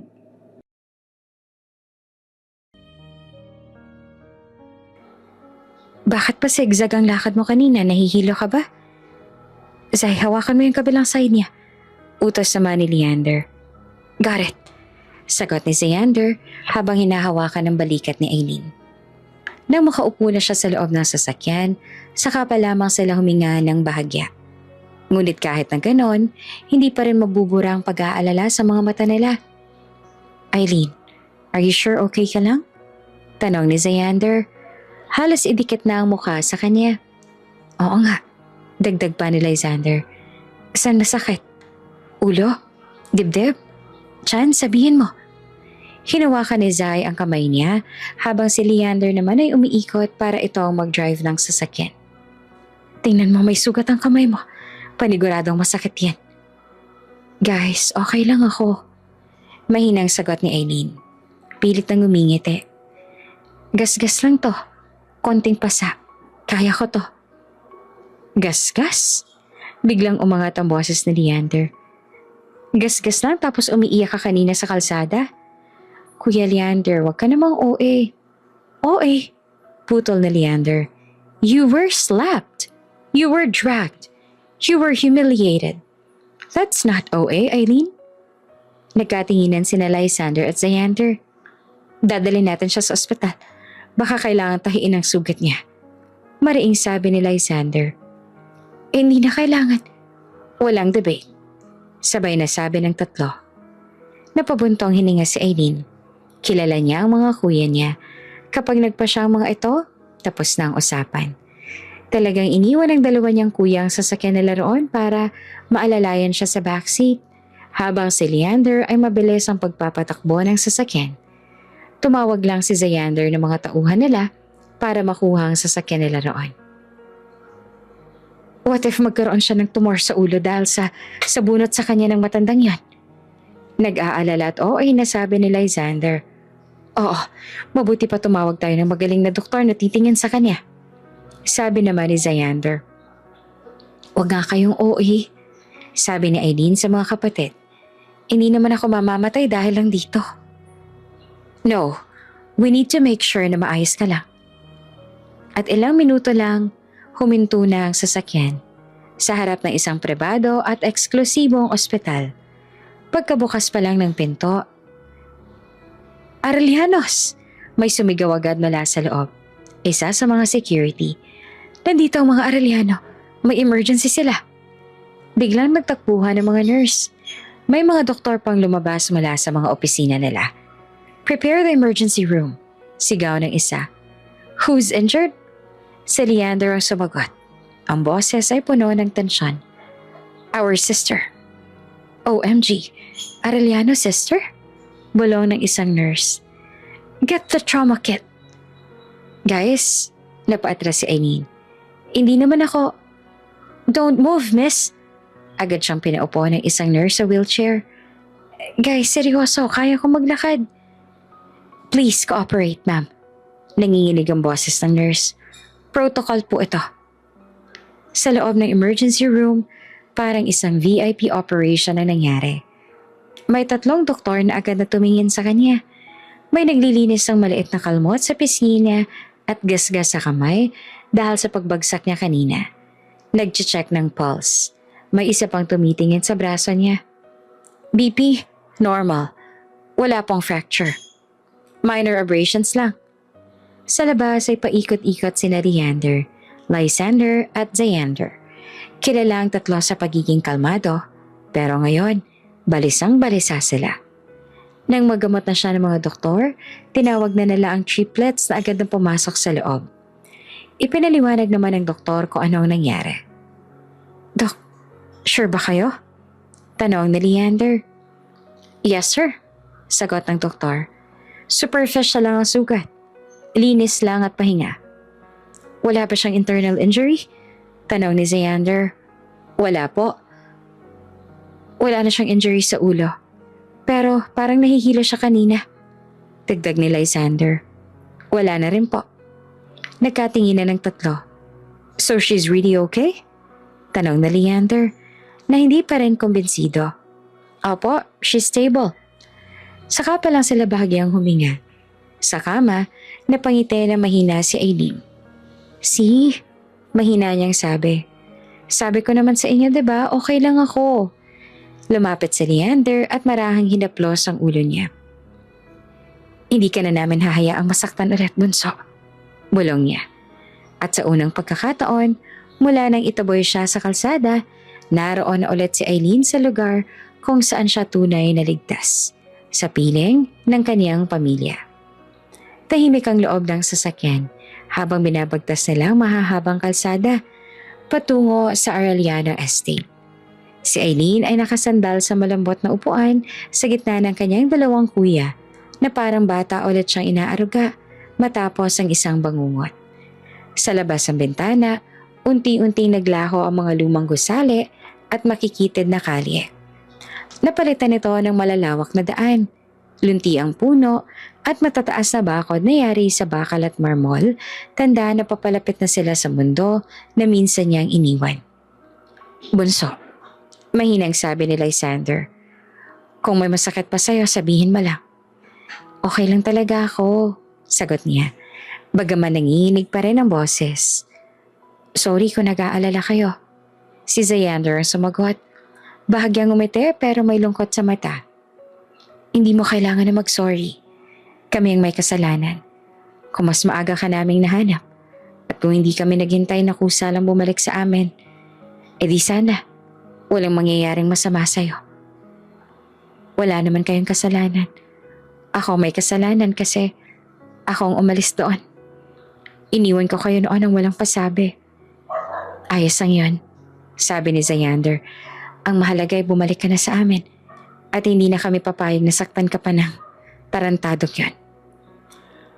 Pagpasok nila sa malawak na gate ng Arellano Mansion, halos mapasinghap siya at hindi na sanay sa karangyaan ng kanilang buhay. Nakahanay ang mga gwardya at kasambahay na tila naghihintay sa kanilang pagbabalik. Pagbukas ng pinto ng sasakyan, sabay-sabay na lumabas ang 3. At bago pa man makababa si Eileen, mabilis na tumakbo ang kanyang ina na si Doña Celestia Arellano, habang ang kanyang ama naman na si Don Rafael ay kasunod nito. Mahigpit siyang niyakap ng kanyang ina. Parang natatakot na baka mawala siyang muli. Anak, my baby, saan ka ba napunta? Bakit hindi ka nagparamdam sa amin? Nanginginig ang boses nito. And oh my God, you're hurt? Mom, naluha si Eileen. I'm okay na. I'm sorry kung ngayon lang po ako umuwi at nagparamdam sa inyo. Ngunit nang mapansin ng kanyang ama ang bahagyang pasa sa pisngi at ang benda sa braso, nag-iba ang ekspresyon nito. Ano nangyari? Bakit siya nasaktan? Bakit namumulat may kalmot pa ang pisngi niya? Malamig na tanong ni Don Rafael. Nagkatinginan ng 3 kuya. Si Leander ang unang nagsalita. Dad, Mom, itinaboy siya. Pinilit siya ng kanyang asawa at di na pumirma ng annulment papers. Sinampal siya, pinahiya sa kalsada. Napahawak si Doña Celestina sa dibdib. Ano? That a-hole did that? Galit na tanaw ng ama. Yes, Dad. At hindi lang yan. Si Marco at ang kanyang ina. Sagot ni Lysander. Tinawag siyang walang kwenta ng dalawa. Tinawag pa siyang mababang uri. Biglang nag-iba ang aura ni Don Rafael. Ang dating kalmadong anyo ay napalitan ng malamig at nakakatakot na galit. After the annulment, mariing sabi nito, I will make sure they face the law. Dad? Mahina ang sagot ni Eileen. Hinawakan siya ng ama sa balikat. Hindi ka namin pababayaan. Not again. At mas lalong hindi kami papayag na hindi managot ang mga nanakit sa'yo. Hindi na siya tumutol kasi gusto niya rin na magbayad sila. Pagpasok nila sa mansyon, para siyang bumalik sa isang panaginip. Maraming kasambahay ang nagmamadaling lumapit. Prepare her room. Si Eileen ay halos hindi na makakilos sa dami ng tao sa paligid niya. Sinusunod ang utos sa mga kuya at magulang niya. Isinakay siya sa isang elevator papunta sa kanyang dating kwarto. Isang silid na mas malaki pa sa buong bahay na tinirahan niya kasama si Marco. Malambot na kama, puting kortina, amoy lavender. Bunso, sabi ni Xander, dito ka muna. Rest. You need that para makabawi ka. Hindi pa man siya nakakaupo, may dalawang maid na agad na lumapit. Ma'am, we will prepare your bath. Please sit down, miss. May nagdala ng mainit na tsaa. May naglatag ng kumot sa balikat niya kasi akala ay giniginaw siya. Parang prinsesa na muling ibinalik sa trono. Noong matapos siyang mag-shower, iniwan muna siya ng mga kuya at magulang niya para hayaan siyang makapagpahinga. Ginala naman ni Eileen ang tingin sa loob ng kwarto niya na halos kasing laki iyon ng buo nilang apartment noon. Napakaganda at halatang walang ibang natutulog doon mula nang umalis siya. Bigla siyang naluha. Lumapit siya sa malambot na kama at naupo roon. I miss my room. I miss this life. Sabi niya sa sarili. At mula ng araw na yon, sumumpa siya sa kanyang sarili na hindi na ulit aalis pa. Hindi niya na ulit iiwan ng ganitong buhay, lalo na ang kanyang pamilya, para sa isang walang kwentang pagmamahal. Mula nang dumating siya sa kanilang mansyon, nagbuhay prinsesa siya. Alagang-alaga siya ng kanyang pamilya. Hindi niya na kailangang makisama sa atribida niyang biyanan. Hindi niya na rin kailangang magtinda ng tofu. Warm bath, isang sabi lang noon ng kanyang ina. 3 maids agad ang susunod para ihanda ang bath niya. Kulang na pagsilbihan din siya ng mga ito kahit sa loob ng shower. Kung hindi niya lang sasabihin na kaya niya naman, gagawin talaga nila yon. Isang araw sa sala, naabutan niya nag-uusap ang kanyang mga magulang at mga kuya niya. They humiliated her. Galit na sabi ni Leander. They will regret this. Malamig na sagot ni Don Rafael. Alam niya na kung anong mangyayari kay Marco dahil kilala niya na ang mga magulang niya. Oo, nasaktan siya sa ginawa nito sa kanya. At oo, minahal niya si Marco. Pero hindi siya tututol sa gustong mangyari ng pamilya. Dahil matapos ang ginawa nila sa kanya, nararapat lang na pagdusahan nila ito. Ngayon, pakiramdam niya, protektado na siya. At wala nang kahit sino makakapanakit sa kanya. Hindi na siya nag-iisa. At doon niya tuluyang napagtanto na hindi siya mahina. Hindi siya walang kwenta. Isa siyang Arellano. At wala nang sino man ang may karapatang yurakan siyang muli. Mabilis na lumipas ang mga araw sa Arellano Mansion. Masaya kasi kasama niya ulit ang pamilya niya at hindi niya na rin kailangan na ipagsiksikan pa ang kanyang sarili pero at the same time, nasasaktan pa rin siya. After all, nagmahal at nasaktan siya. Iniwan at niloko siya ng lalaking minahal niya ng sobra. Ang sobra sa pagmamahal na kung saan dumating sa point na mas pinili niya ito kaysa sa sarili niyang pamilya. Ganun pa man, sinusubukan niya naman na mag-heal. Sinusubukan niya na ibalik ang dating siya dahil talagang hindi deserve ng lalaking yon ang luha niya. Samantalang sa loob naman ng isang elegante at tahimik na conference room sa mansyon, nakaupo siya sa mahabang mesa kasama ang kanyang 3 kuya at 2 abogado ng pamilya. Nasa harapan nila ang makapal na folder. Ang annulment papers na pinirmahan niya ilang araw na ang nakalipas. Sa gitna ng kahihiyan at pagtaboy sa kanya. Pinagmasdan ni Aileen ang papel. Ang pirma niya roon ang testamento ng sakit at pagkalito niya noon. Valid ang annulment filing. Paliwanag ng isa sa mga abogado. Pero given the circumstances of harassment, physical abuse, emotional abuse, we can counter it and file multiple cases against Marco and his mother. Isampa niyo lahat ng kaso na maaari nating isampa sa kanila. Kailangan nilang managot. Mariing sabi ni Leander. Hindi pwedeng ginawa nilang yan sa kapatid namin ay makalusot lang. Tahimik lamang si Aileen. Ngunit sa loob niya, may unti-unting bumabalik na lakas. Hindi na siyang babaeng tinaboy sa kalsada. Gagawin po namin ang lahat, sir. Matapos ang usapan, nagpaalam na ang 2 abogado. Nag-usap din ulit ang triplets at tahimik lamang siyang nakikinig. Pinag-uusapan nila kung paano sila makakaganti kay Marco matapos nilang tuluyan na papagsakin ang kumpanya na talagang ginagapang ni Marco noon. Sa totoo lang, kahit papaano ay nakaramdam naman siya ng awa nung nalaman niya yon. Talagang ginawa kasi ni Marco ang lahat para doon. At sinubukan din naman ni Aileen na pigilan ng mga kuya niya at huwag na iyong idamay. Ang kaso lang, talagang galit na sila at wala nang makapagpabago sa mga pasya nila. Biglang tumayo si Xander. Anong gagawin mo? Tanong ni Leander. I need to talk to someone. Iyong makakatulong sa atin. Someone na kayang dumurog ng tao.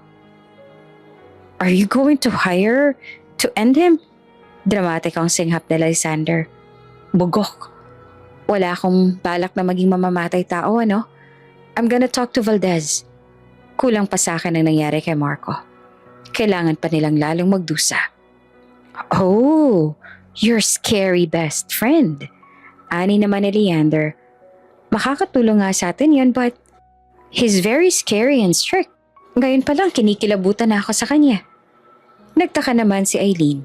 Hindi niya alam kung sino ang Valdez na tinutukoy ng 3. Ilang taon lang naman siyang nawala sa mansyon, pero hindi na siya updated sa buhay ng mga ito. Hindi niya alam na may bago na pala silang kaibigan at hindi niya rin ito nakilala. Mr. Valdez, we need you. Agad na sabi ni Xander sa kausap na hindi nila marinig. I don't care if you're busy. This is the Arellano's. Tinignan ni Aileen ang 2 niya pang kuya at napailing. The Valdez is really scary. Hindi ko naman naririnig ang boses niya pero nangingilabot na ako. She's like a beast, sabi ni Leander. Tumaas naman ang kilay niya. Walang kinatatakutan ng kuya niya ever since. Ngayon lang. At dahil natatakot sila sa Valdez na yon, tiyak siyang isa nga yung nakakatakot na tao. Someone hurt our sister. They humiliated her. They filed an annulment and threw her out like a basura. Patuloy pa ni Xander na halata ng pagkainis sa boses. So? Then cancel whatever you have. I don't care. Kailangan ko ng tulong mo. Napalunok si Aileen. Hindi niya kailanman narinig ang mga kuya niya na ganito kadeterminado na sirain ang tuluyan ng buhay ng isang tao. Si Lysander ay tumayo na rin at kinuha ang isa pang telepono. Attorney Ruiz, I want you to prepare everything. We're filing multiple charges. Abuse, defamation, psychological violence. Habang si Leander naman ay tahimik na nakatitig sa folder ng mesa. Tila sinusunog ng tingin ang pangalan ni Marco na naroon. Makalipas ang ilang minuto, tinapos na nila ang pakikipag-usap sa Ruiz Valdez na iyon. Nakita ni Aileen ang kakaibang ngiti sa labi ng 2. Ang uri ng ngiting nagsasabing, panalo tayo. Na-convince ko na siya. Sabi ni Xander na kalmado, ngunit may bahid ng kumpiyansa. Who? Tanong ni Aileen. Tumikim si Xander bago sumagot. Si Attorney Ruiz Valdez. Sino siya? At bakit kailangan na siyang lapitan ninyo? Siya ang isa sa pinakamahusay na prosecutor at corporate lawyer sa bansa. Dagdag na Leander. Graduate siya ng political science at law sa UP. Top-notcher sa bar. Nag-training siya sa isang international law firm bago bumalik sa Pilipinas at pumasok sa public prosecution. Napakunot noo si Eileen. Kaya pala ganun ang reputasyon niya. Hindi lang siya sanay sa corporate cases. Pagpapatuloy pa ni Leander, siya ang humawak ng ilang pinakamalalaking kaso ng mga kilalang negosyante at politiko. Marami sa mga kasong yun ang nauwi sa conviction dahil sa usay niya at paghahain ng ebidensya at pag-cross-examine ng mga saksi. Sandaling huminto si Leander bago idagdag. Isa rin siya sa mga naging lead prosecutor sa kaso ng isang high-profile na politiko na matagal nang hinahabol ng batas. Doon lalo siyang nakilala. Hindi lang siya mahusay sa boardroom battles. Kaya rin niyang lumusong sa pinakamapanganib na kriminal na kaso. No wonder why, pati siya'y nakadama ng takot sa kanya. Bulong ni Eileen at tila hindi pa rin makapaniwala. Wala pa siyang natatalong kaso na hinawakan niya at hindi yun dahil swerte. Sagot ni Leander. Pinagdaanan niya ang lahat ng taon ng pag-aaral. Puyat sa paghahanda ng kaso at pakikipaglaban sa sistema. Kaya siya ang makakatulong para masatisfy ang kagustuhan namin na sirain ang buhay ng taong nanakit sa'yo. At gagawin natin yon sa legal na paraan. Nang sa ganon ay hindi madungisan ang reputation ng mga Arellano.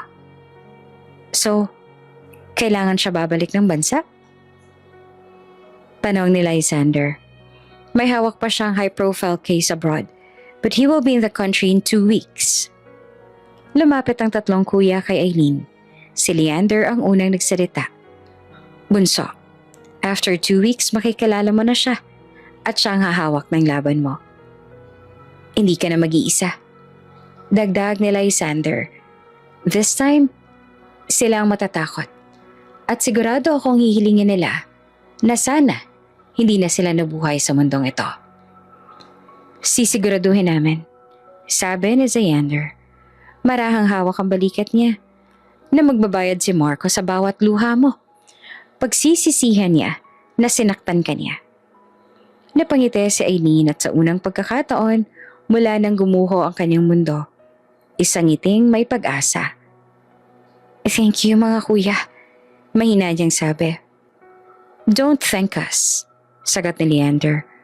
We're just doing what family should. Dumating din ang araw na matagal nang inaantabayanan ni Eileen. Makikilala niya ng abogado na sinasabi ng mga kuya niya. Sa katunayan, kahit siya ay nagulat din naman nang ma-realize niya na hinihintay niya pala ang araw na yon. Sa isang 5-star hotel na lang na pagpasyahan na magkita-kita. Kasama niya ang kanyang tatlong kuya at ang kanyang mga magulang. Si Eileen ay tahimik lamang. Ngunit sa loob niya ay may kakaibang kaba pero naroon din naman ang excitement na hindi niya ma-explain. Base sa mga kwento ng kanyang mga kuya, parang halimaw ang imahe nito sa isip niya. Malamig, seryoso, mukhang kontrabida sa pelikula, at siguradong pangit. Siguradong matandang lalaki na may sungit na mukha. Iyon pa ang naiisip niyang itsura ng abogado. Ngunit nagkamali siya. Oh, he's here, sabi ni Leander. Biglang nagbukas ang pinto ng restaurant at pumasok ang isang matangkad na naka-black tailored suit. Maayos ang buhok, matalas ang mga mata, at may presensyang kusang humihila ng atensyon ng buong lugar. Hindi ito mukhang abogado. Mukha itong modelong nagkamali lang ng pasok sa courtroom. Wow! Mahina't hindi sinasadyang nasambit ni Eileen. Napatingin naman sa kanya si Leander at umiling. I told you. Nakakatakot nga siya. Kuya, hindi naman siya mukhang nakakatakot. Pabulong niyang sagot. Tumawa lang si Leander. Wait until he speaks. Lumapit ang lalaki sa kanilang mesa. Maayos ang tindig at may kumpiyansa ang hindi bastos. Ang uri ng kumpiyansa ang alam mong hindi kailangang ipagyabang. I apologize for being late. Sabi nito sa malalim ngunit malinaw na tinig. May inayos lang ako maliit na problema. Hindi ko sinasadya na paghintayin kayo ng matagal. Nakipagkamay ito sa isa sa mga magulang ni Aileen at sa kanyang mga kuya. Attorney Valdez, pakilala nito. Pagkatapos ay tumingin ito kay Aileen at matamis na ngumiti. At sa ngiting iyon, tila may kung anong kakaibang kislap. Hindi bastos, hindi flirtatious, kundi matalas. You must be the youngest, Arellano. Sabi nito. Miss? Mrs. or should I say, Miss Aileen Arellano. Bahagyang namula si Aileen. Yes, that's me. Inabot ni Valdez ang kamay niya. It's nice meeting you, Miss Arellano. Nag-umpisa ang dinner. Naging tahimik na si Aileen. Habang naglilingkod ang mga waiter ng mamahaling pagkain at alak, nagsimula ang seryosong usapan. Based on the documents you gave me, sabi ni Valdez habang tinitingnan ang tablet niya, we have multiple strong grounds. Psychological abuse, domestic violence, public humiliation, and coercion to sign annulment papers. Gusto naming durugin sila, sabi ni Lysander. Tumango si Valdez. That will not be difficult. Tahimik lamang si Aileen habang pinag-uusapan ang mga detalye ng kaso. Ang bawat salitang binibitawan nila ay tila unti-unting binubura ang pagkatao ni Marco sa mundong legal. Matapos ang dinner, tumayo si Aileen. Magpapahangin lang po ako saglit. Paalam niya. Lumabas siya ng balcony ng restaurant. Tahimik ang gabi. Maliwanag ang mga ilaw ng lungsod. Malamig ang hangin. Hindi niya namalaya na may sumusunod sa kanya. Narinig niya ang tunog ng lighter. Paglingon niya, nakita niya si Attorney Valdez na nagsisindi ng sigarilyo. Sorry, sabi nito. Habit? Tahimik si Aileen. Pagkatapos ay nagsalita ang lalaki. Mas mababa na ang boses. I heard what happened to you. Hindi to nakatingin sa halip ay nakatingin ito sa malayo. And I'm sorry you had to go through that. Bahagyang umiti si Aileen na mapait. Okay lang. Hindi ko naman kailangan ng awa. Tumango si Attorney Valdez. Good. Because awa doesn't win cases. Pumuga ito ng usok at saka tumingin sa kanya. But don't worry, I'm still going to help you. Why? Diretso niyang tanong. Ngumiti si Valdez, ngiting may halong panunuya. Well, aside from the fact that your case is interesting, huminto ito sandali. Your brothers are terrifying. Tinakot nila ako na kung hindi kita tutulungan at hindi ko susundin ang gusto nila, lagot ako sa kanilang tatlo. Hindi napigilan ni Aileen ang mahinang tawa. So, you're scared of them too? Yes. Diretsong sagot ni Valdez. Very. At sa unang pagkakataon, napagtanto ni Aileen, hindi lang pala ibang tao ang natatakot sa kapangyarihan ng mga Arellano. Kahit ang lalaking kayang bumagsak ng mga higante sa korte ay marunong ding umatras kapag Arellano na ang kalaban. Samantalang hinayaan niya lamang na maliitin at lait-laitin siya ng dati niyang asawa at biyenan. Hindi lingid sa Arellano triplets na kahit na nakaalis na si Aileen mula sa impyerno ng kanyang dating buhay, may mga sugat pa rin hindi basta naghihilom. Tahimik siya. Mas madalas magkulong sa kwarto. Ngumingiti. Oo, pero hindi na tulad ng dati. At ang kuya niya ay hindi sanay na makita ang bunso na lang kapatid na ganoon. Kaya isang umaga, habang nag-aalmusal sila sa malawak na dining hall ng mansyon, biglang may inihain si Leander sa harap ni Aileen. Isang maliit na itim na card. Napakunot noo siya. Ano to? Ngumiti naman si Lysander. Black card. Your card? Gulat niyang tanong. Yes, and it's for you.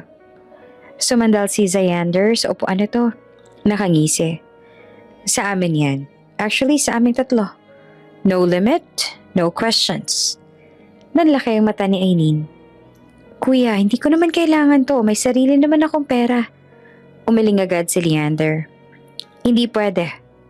Why not? Because Sabay-sabay na sagot ng tatlo. We're spoiling our little sister. What for? Natatawa niyang tanong. Hindi naman na kailangan at hindi naman na ako bata para spoil niyo pa ako ng ganito. Gusto lang naman namin gumaan ang pakiramdam mo. Dagdag ni Lysander. Go shopping. Buy whatever you want. Heal. At bago pa siya makatanggi ulit, sinabi ni Xander, wala kang choice. Kami na ang nagpasya. Ang kailangan mo lang gawin ay lustayin ang pera namin. Isipin mo na lang na reward mo yan sa sarili mo. In that way, mag-e-enjoy ka pa sa kakapamili ng mga gusto mo at hindi mo na rin maiisip ang Marco na yon. Napatawa na lang siya at wala nang nagawa kasi sabi nga nila ay sila na itong nagdesisyon. Enjoy, okay? Huwag mo nang isipin ng tarantadong yon. Isipin mo na lang kung anong mga bags na bibilhin mo para pandagdag sa collection mo na ilang taon na ring hindi nadadagdagan. Sabi naman ni Lysander. And don't be sad, ani ni Leander. Hindi ka namin masasamahan kasi may mga kanya-kanyang meeting kami na kailangang daluhan. Pero gusto namin na mag-enjoy ka. Hindi nga siya sinamahan ng mga kuya niya dahil sa kani-kanilang meetings. Pero kasama niya ang ilang bodyguards at 2 maids. Binilin kasi siya ng mga ito dito to make sure na magiging safe siya, lalo na ngayon na na-reveal na sa public kung sino ang youngest ng mga Arellano. Noon kasi ang triplets lang kilala at pinoprotektahan ang privacy ni Eileen. Pero ngayon naisip nila na kailangan na rin malaman ng mga tao kung sino nga ba siyang talaga. Isang eksklusibong mall ang pinuntahan niya. Ang uri ng mga lugar kahit ang sahig ay mukhang mas mahal pa kaysa sa buong buhay ni Marco. Habang naglalakad siya sa isang sikat na luxury brand store, bigla niyang narinig ang isang pamilyar na boses. Anong ginagawa ng isang tagatinda ng tofu dito? Tumigil si Eileen. Paglingon niya, nandoon si Natalia, ang kabet ng kanyang ex-husband. Kasama nito ang 2 babaeng halatang sanay sa pangmamaliit ng iba. Natawa ang mga ito nang makita siya. Kitang-kita sa mga mata nila ang pangmamaliit habang nananatili naman na kalmado ang ekspresyon ni Eileen. Baka naghahanap ng mop. O kaya naman gusto niya magnakaw. You know, hindi niya naman kasi afford dito. Pangungot yan ng isa. Uy, miss, remind ko lang bawal mong palitan dito ang paninda mong cheap na tofu Or baka naman gusto niya lang na mag-apply bilang janitress. Sabi naman ng isa pa. Ang mga bodyguard niya ay kumilos na sana. Pero bahagya niyang tinaasan ng kamay kaya nanatili sila sa kanilang kinatatayuan at hinihintay lang ang utos niya. Si Eileen, kalmado pa rin ang ekspresyon at hindi naman apektado sa panlalait ng mga ito sa kanya. Taas noon na lumapit sa kanya si Natalia. Ang ngiti sa labi nito ay nangunguyam at nang aalipusta. Hindi ka ba naiiyak? Kahit iwalay na kayo ni Marco, no? Nagkakalat ka pa rin ng kahihiyan? Talagang ang lakas ng loob mo na pumasok sa ganitong lugar kahit wala ka pa namang pera. At ang tangi mo lang na mai-offer ay ang cheap na paninda mong tofu. Ngumiti lang dito si Eileen. Isang ngiting hindi galit, kundi mahinahon. Hindi iyon ang reaksyong inaasahan ni Natalia mula sa kanya, kaya nainis ito lalo. Si Eileen naman ay napapaisip kung bakit hindi mo lang sinabi ni Marco sa kabit nito kung sino siyang talaga at kung bakit hindi mo lang nanonood ng balita si Natalia. E di sana, hindi ito napapahiya ng ganito ngayon. Manager? Sigaw nito bigla. Pakilabas nga itong babaeng ito dito. Hindi siya nababagay dito. Manager, ano ba? Bakit hindi kayo lumalapit? Ano ba namang klaseng service ito? Lumapit ang manager na halatang nag-aalangan. Ma'am, this is I don't care. Putol ni Natalia. May connection ako sa mga Arellano. Isang tawag ko lang, sarado tong shop na to. Kaya sundin niyo ang sinasabi ko. At gusto ko, napaalisin ninyo ang cheap tofu seller na to dito. Napatawat iling si Eileen kay Natalia. Tiningnan naman siya ng manager na halatang natatakot na. Nginitian niya lang ang manager bago muling tumingin kay Natalia. Tiningnan niya ito mula ulo hanggang paa bago sa wakas ay nagsalita siya. Talaga? May connection ka sa mga Arellano? Ngumiti si Natalia. Yeah, kilala ko ang mga Arellano. Mga kuya nila, close sa akin. Bahagyang tumingala at tumawa si Eileen. Ganun ba? Pero mukhang wala naman silang nabanggit sa akin na may kaklose silang kabet na kagaya mo. What? How dare you? Sa likod niya, sabay-sabay na umayos ang tindig ng mga bodyguards. Nabalot ng pagtataka ang mukha ni Natalia at nagtaas kilay lamang siya dito. Manager, ano ba? Sigaw nito. Paalisin niyo na nga tong babae.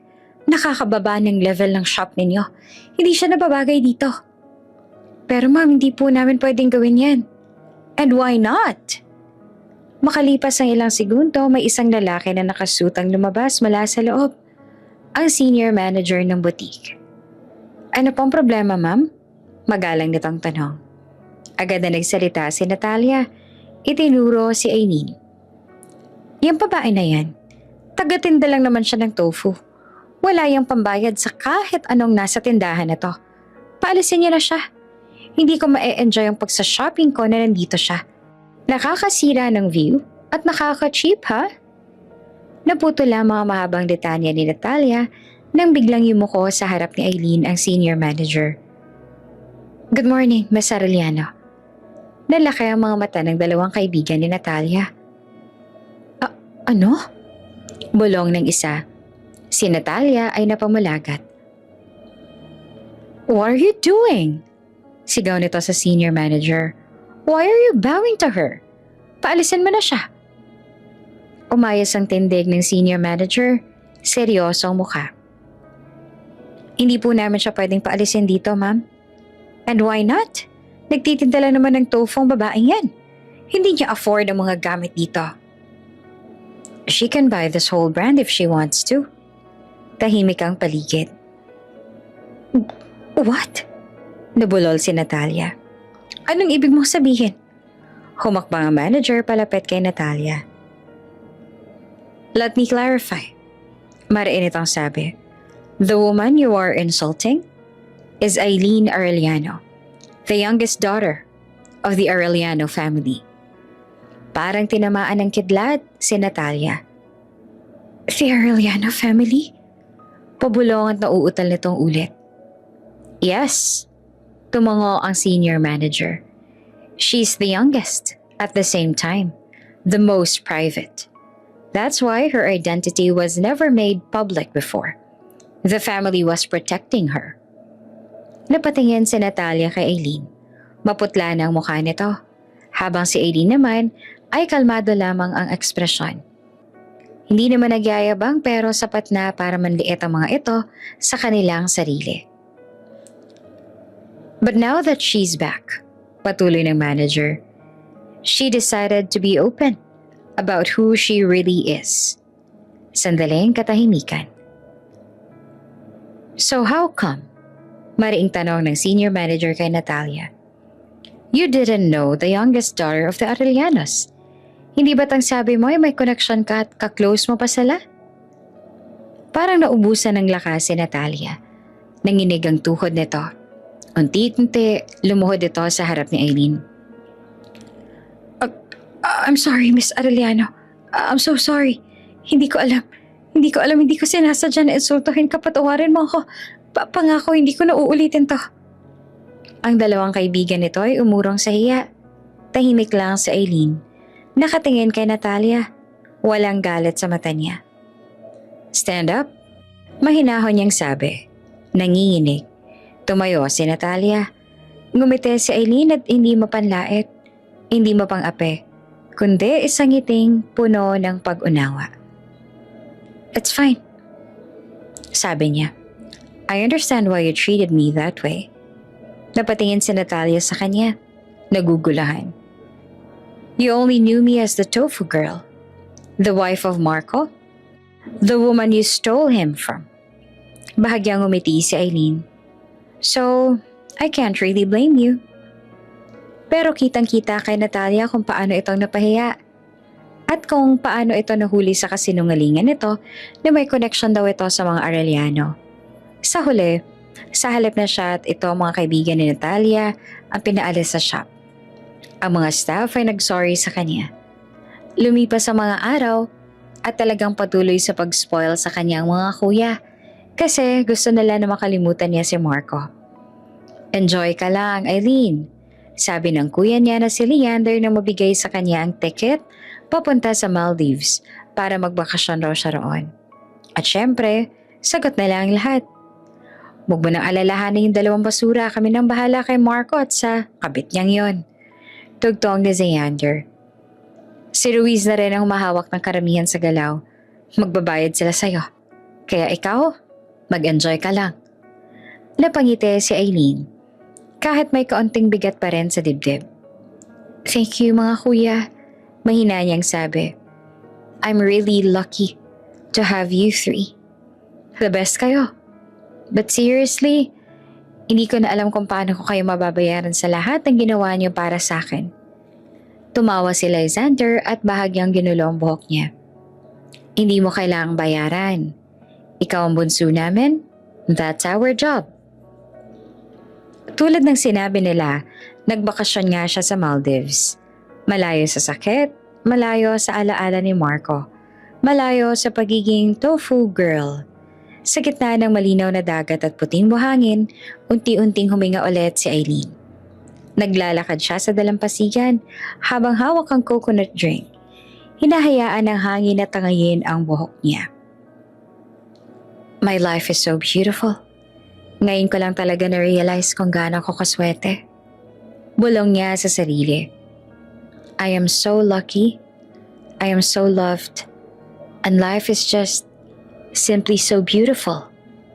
Na-realize niya. Ang buhay ay hindi lang umiikot sa isang lalaking sinira siya. Ang mundo ay mas malaki kesa sa isang maling pag-ibig. Isang umaga, habang nagkakape siya sa terrace ng villa niya, may lumabas sa headline ng tablet niya. Businessman Marco de la Cruz and Mistress Natalia Lopez arrested.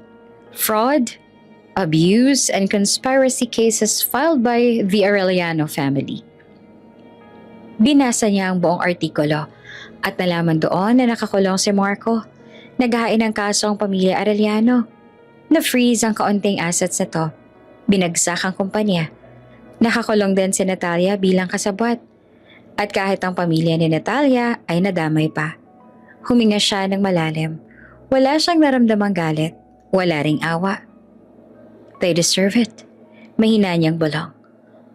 Lumapit siya sa gilid ng terrace at pinagmasdan ng dagat. Asul, napakaganda. Malawak at malaya. Iyon ang gusto niya maging ngayon. Gusto niya na maging maganda at malaya. Hindi ko na kailangan ng kahit sino para maging buo.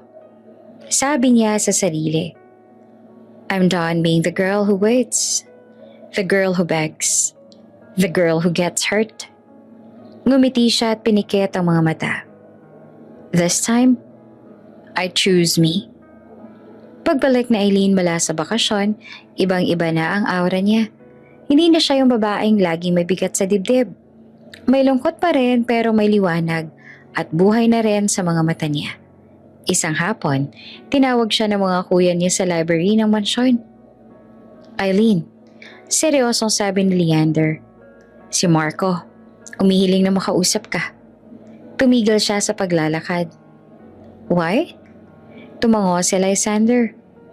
Gusto niyang humingi ng tawad. Personal? Tahimik si Eileen ng ilang segundo. Tapos ngumiti siya ng marahan. Sige, kakausapin ko siya. Nagulat ang tatlo. Sigurado ka? Tanaw ni Leander. Matapos ang lahat ng ginawa niya sa'yo? Oo, sigurado ako. Sagot niya. Hindi para sa kanya, kundi para sa sarili ko. At kahit halatang labag sa loob nila ay pumayag pa rin ng mga kuya niya. Sa isang pribadong silid, sa isang legal facility ang naging tagpuan nila. May salamin, may gwardya, at may katahimikan na mabigat. Pumasok si Marco. Payat na, mukhang pagod, wala na ang dating yabang. Nang makita nito si Eileen, bigla itong napayuko dahil sa labis na hiya at pagsisisi. Pero ano pa nga bang magagawa ng pagsisisi nito ngayon na nangyari na ang lahat ng ito? Eileen, nanginginig ang boses nito. Salamat sa pagpunta. Umupo siya sa tapat nito. Sabihin mo na kung anong gusto mong sabihin sa akin, Marco. Huminga ng malalim si Marco. Sorry. I'm so sorry for everything. Sa mga salitang binitawan ko. Sa pananakit ko sa'yo. Sa pagtataksil ko. Hindi ko alam kung paano ko nagawa na maging ganun kababang tao. Napaluha ito. I lost everything because of my own stupidity. At deserve ko yan. Pero gusto kong humingi ng tawad sa'yo. Kahit hindi mo pa ako patawarin. Tahimik si Eileen ng ilang sandali. Tinitigan niya ang lalaking minsan niyang minahal ng buo. Marco, may nahon niyang sabi. Nasaktan mo ako ng sobra. Sinira mo ang tiwala ko. Tinapakan mo ang dignidad ko. Pero alam mo kung anong mas malala? Higit pa sa lahat ng yon? You made me forget who I was. Napatayan si Marco sa kanya. Pero dahil sa ginawa mo, dugtong niya, na-realize ko kung gaano kahalaga ang pamilya ko. Kung gaano kahalaga ang sarili ko. Na mas mahalaga ako kesa sa isang pagmamahal. Na akala ko perpekto, pero puno pala ng kasinungalingan. Tumula ang luha ni Marco. Kaya naisip kong palayain ang lahat mula sa sakit at pagkakamali na yon. Pareho naman tayo nagkamali. Ikaw nagkamali ka sa akin at ako nagkamali ako sa pagpili ko sa'yo noon. Pero ano pa nga bang magagawa ko? Nangyari na yon. Kung patuloy kong pagsisisihan, hindi ako magiging masaya. Kaya nagpasya ako na patawarin ka na para matapos na at makapagsimula na ako ng tuluyan. Sabi ni Eileen, lalaki ang mata nito. Talaga? Pinapatawad kita. Ulit niya. Hindi dahil karapat-dapat ka, kundi dahil ayokong dalhin habang buhay ang galit. Makikiusap din ako sa mga kuya ko. I'll ask them na bawasan ang kaso mo at paiklian ang sentensya mo. Hindi ko naman gusto masira ng tuluyan ang buhay mo. Eileen, pero huwag mong isipin na babalik tayo sa dati dahil ginawa ko to. Mahinahon ngunit matatag niyang dugtong. After this, we will never cross our paths again. I wish you to be happy in whatever life you choose. At tuluyan siyang tumalikod. Kinabukasan, binisita niya ang dating binan sa ospital. Mahina na ang babae, maputla, nanginginig ang kamay nang makita siya. Sinugod kasi ito roon matapos ang lahat ng nangyari. Na-stroke pa nga ito. Eileen, umiiyak na tong sabi. Sorry sa lahat. Sa pang-aapi. Sa mga salitang sinabi ko. I was blinded by pride. Hinawakan ni Eileen ang kamay nito. Okay lang po. Mahina niyang sagot. Pinapatawad ko kayo. Napaluha ang babae. Salamat. Hindi ko deserve. Maybe not. Ngiti ni Eileen. Pero pinipili ko pong magpatawad. Dahil sa mga ginawa ninyo, I learned so much about myself. And for that, thank you. Nang malaman ng mga Arellano triplets ang ginawa niya, hindi nila maiwasang magulat. Bakit mo ginawa yon? Tanong ni Xander. Matapos ang lahat? Ngumiti si Eileen.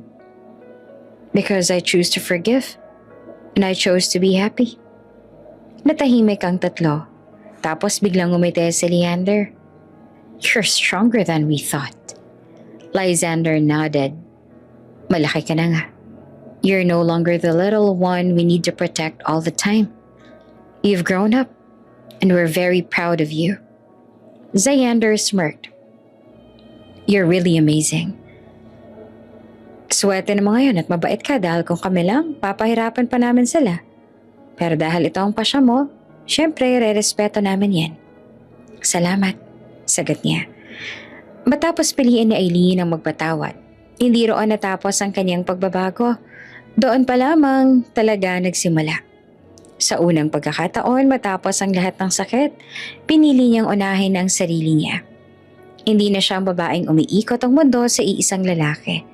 Hindi na siya ang tofu girl na nakatayo pag minamaliit. Isa na siyang aralyano na mulat sa sarili niyang halaga. Bumalik siya sa mga lagay na dati niyang mahal. Ang pagbe-bake, ang pagdisenyo, ang pag-aaral sa negosyo. Unti-unti, pinupuno niya ang mga puwang sa sarili niyang iniwan niya noon para sa isang maling pagmamahal. At hindi iyan nakaligtas sa paningin ng kanyang pamilya. Hindi nagtagal, sinama na siya ng mga kuya niya sa meeting ng Arellano Group. Sa una, tahimik lang siya nakinig, nag-o-observe.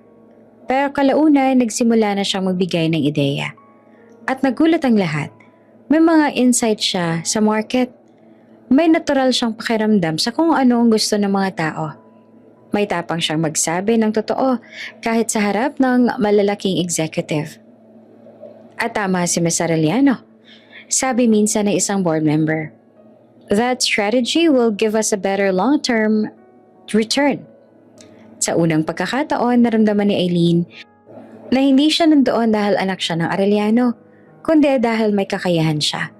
Hindi nagtagal, nagsimulang mapansin ang husay niya.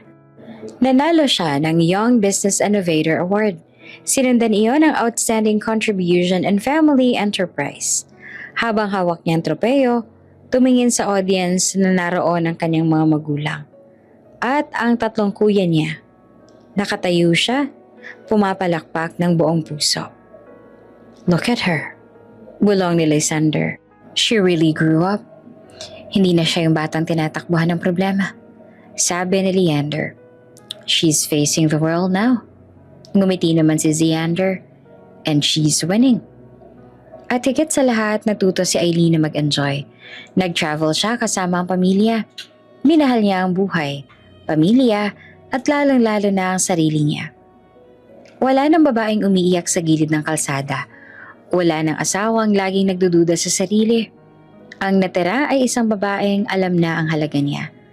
Habang nakatayo siya sa balkonahe ng Arellano Mansion isang gabi, tinitingnan ng mga ilaw ng syudad ay napangiti siya. Minsan, inakala niya ang perpektong buhay ay ang may asawa, may tahanan, may pag-ibig. Pero ngayon alam niya na, ang tunay na respeto ay ang magbuhay na hindi ka nawawala sa sarili mo. Isang taon ang lumipas at sa panahong iyon, tuluyan ang nanalo si Eileen sa laban sa lahat ng sakit na minsang umubos sa kanya. Wala na siyang balita kay Marco. Wala na rin sa kanyang isip ang ina nito at si Natalia. Hindi dahil nakalimot siya kundi dahil wala na silang buwang sa kanyang puso. Kaya, hindi na siya naganap ng anumang impormasyon tungkol sa kanila. Mas mahalaga na ngayon ang kanyang buhay, ang kanyang pamilya, at ang lahat ng pinaghirapan niyang abutin. Sa loob ng isang taon, mas lalo pa siyang naging aktibo sa Arellano Group. Hindi na lang siya ang bunso na inaalagaan. Isa na siyang respetadong executive na may sariling mga proyekto at vision para sa kumpanya. Ang mga proposal niya ay nagiging successful ventures. Ang mga ideya niya ay nagdadala ng milyong-milyong halaga ng kita. Kaya naman nang dumating ang granding anniversary party ng Arellano Group, hindi na nakakapagtaka na siya ang isa sa mga sentro ng gabi. Nasa entablado ang kanyang tatlong kuya. Formal sa kanilang mamahaling tuxedo. Hawak ang mikropono. "Before we end tonight," sabi ni Leander, "we want to acknowledge someone very special." Lumingon ang lahat kay Eileen. "Someone who came back to us not broken," dagdag ni Lysander, "but stronger than ever." Ngumiti si Xander. "She's not just our little sister. She is the treasure of the Arellano Group." Tumawa ang mga bisita, pero alam nilang totoo ang sinasabi ng triplets. "Ever since she returned," patuloy pa ni Leander, "our company kept growing. Siya ang swerte namin." Napailing naman si Eileen habang natatawa. At syempre, kahit sa isang formal na event, hindi nawawalang pagkaka-OA ng mga kuya niya. By the way, singit na Lysander, "If anyone here plans to go and get closer to our sister, think twice." Dagdag ni Xander, "Or thrice. Sabi naman ni Leander. Because we're always watching. Sabi ni Xander habang kunwaring masama ang tingin. Nagtawanan ang lahat habang si Allen ay halos magpalamon na sa kinauupuan niya dahil sa hiya. Lumipas ang isang sandali at dahil sa dami ng tao at ingay, medyo nainip si Eileen. Lumapit siya sa tatlo. Magpapahangin lang ako sa labas. Sabi niya at agad na nagtaas ang kilay si Xander. Sa labas? Mag-isa? Oo naman, sabi ni Eileen. Sa terrace lang? Magsama ka ng bodyguard, singit ni Leander. Napatawa siya. Kuya, Trace lang yon. Hindi battlefield, I'll be fine. Nagtinginan ng tatlo at pumayag din kaya nagtungo na siya sa labas. Ang hangin sa labas ay malamig at presko. Mula roon tanaw niya ng mga ilaw ng lungsod, malayo sa ingay ng ballroom. Huminga siya ng malalim. Hindi niya napansin na may papalapit. Miss Eileen? Napalingon siya dito at dito niya nakita si Attorney Ruiz. Nakasuot ito na sobrang bagay na bagay dito. Lalo itong gumapo. Hey, sabi niya. Attorney Valdez, hindi ko alam na nandito ka. I was invited. Pero I saw you leave. Just wanted to check if you're okay. Ngumiti siya. I'm fine. Just needed some air. Tumayo ito sa tabi niya. Nakasandal sa railing ng terrace. You know, I've been watching your journey this past year. And I have to say, I'm really proud of you. Napatingin siya dito. Proud? Yes, sabi nito. From everything you went through. To where you are now. I didn't expect that level of growth. Ngumiti siya ng bahagya. Thank you. Tama nga naman ang mga kuya mo kanina. Dagdag ni Ruiz. You truly are the treasure of your company. Medyo nahiya si Eileen. Coming from you, that means a lot. Saglit silang natahimik. Hindi awkward pero may kung anong biglang bumigat sa hangin. Parang may naramdaman silang pareho. Kahit di pa nila maintindihan.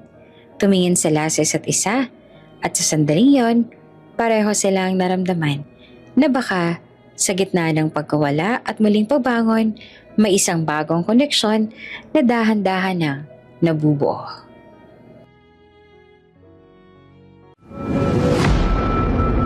Kung bago ka pa lang sa channel na ito, Ate Jane TV, huwag kalimutang pindutin ang notification bell and subscribe button. Sana po hindi naman malaking abala sa inyo ang pagpindot ng subscribe button dahil ang kapalit po nito ay ang pagsuporta para makapag-produce ng mga libreng stories sa mga channels ni Ate Jane. Maraming salamat!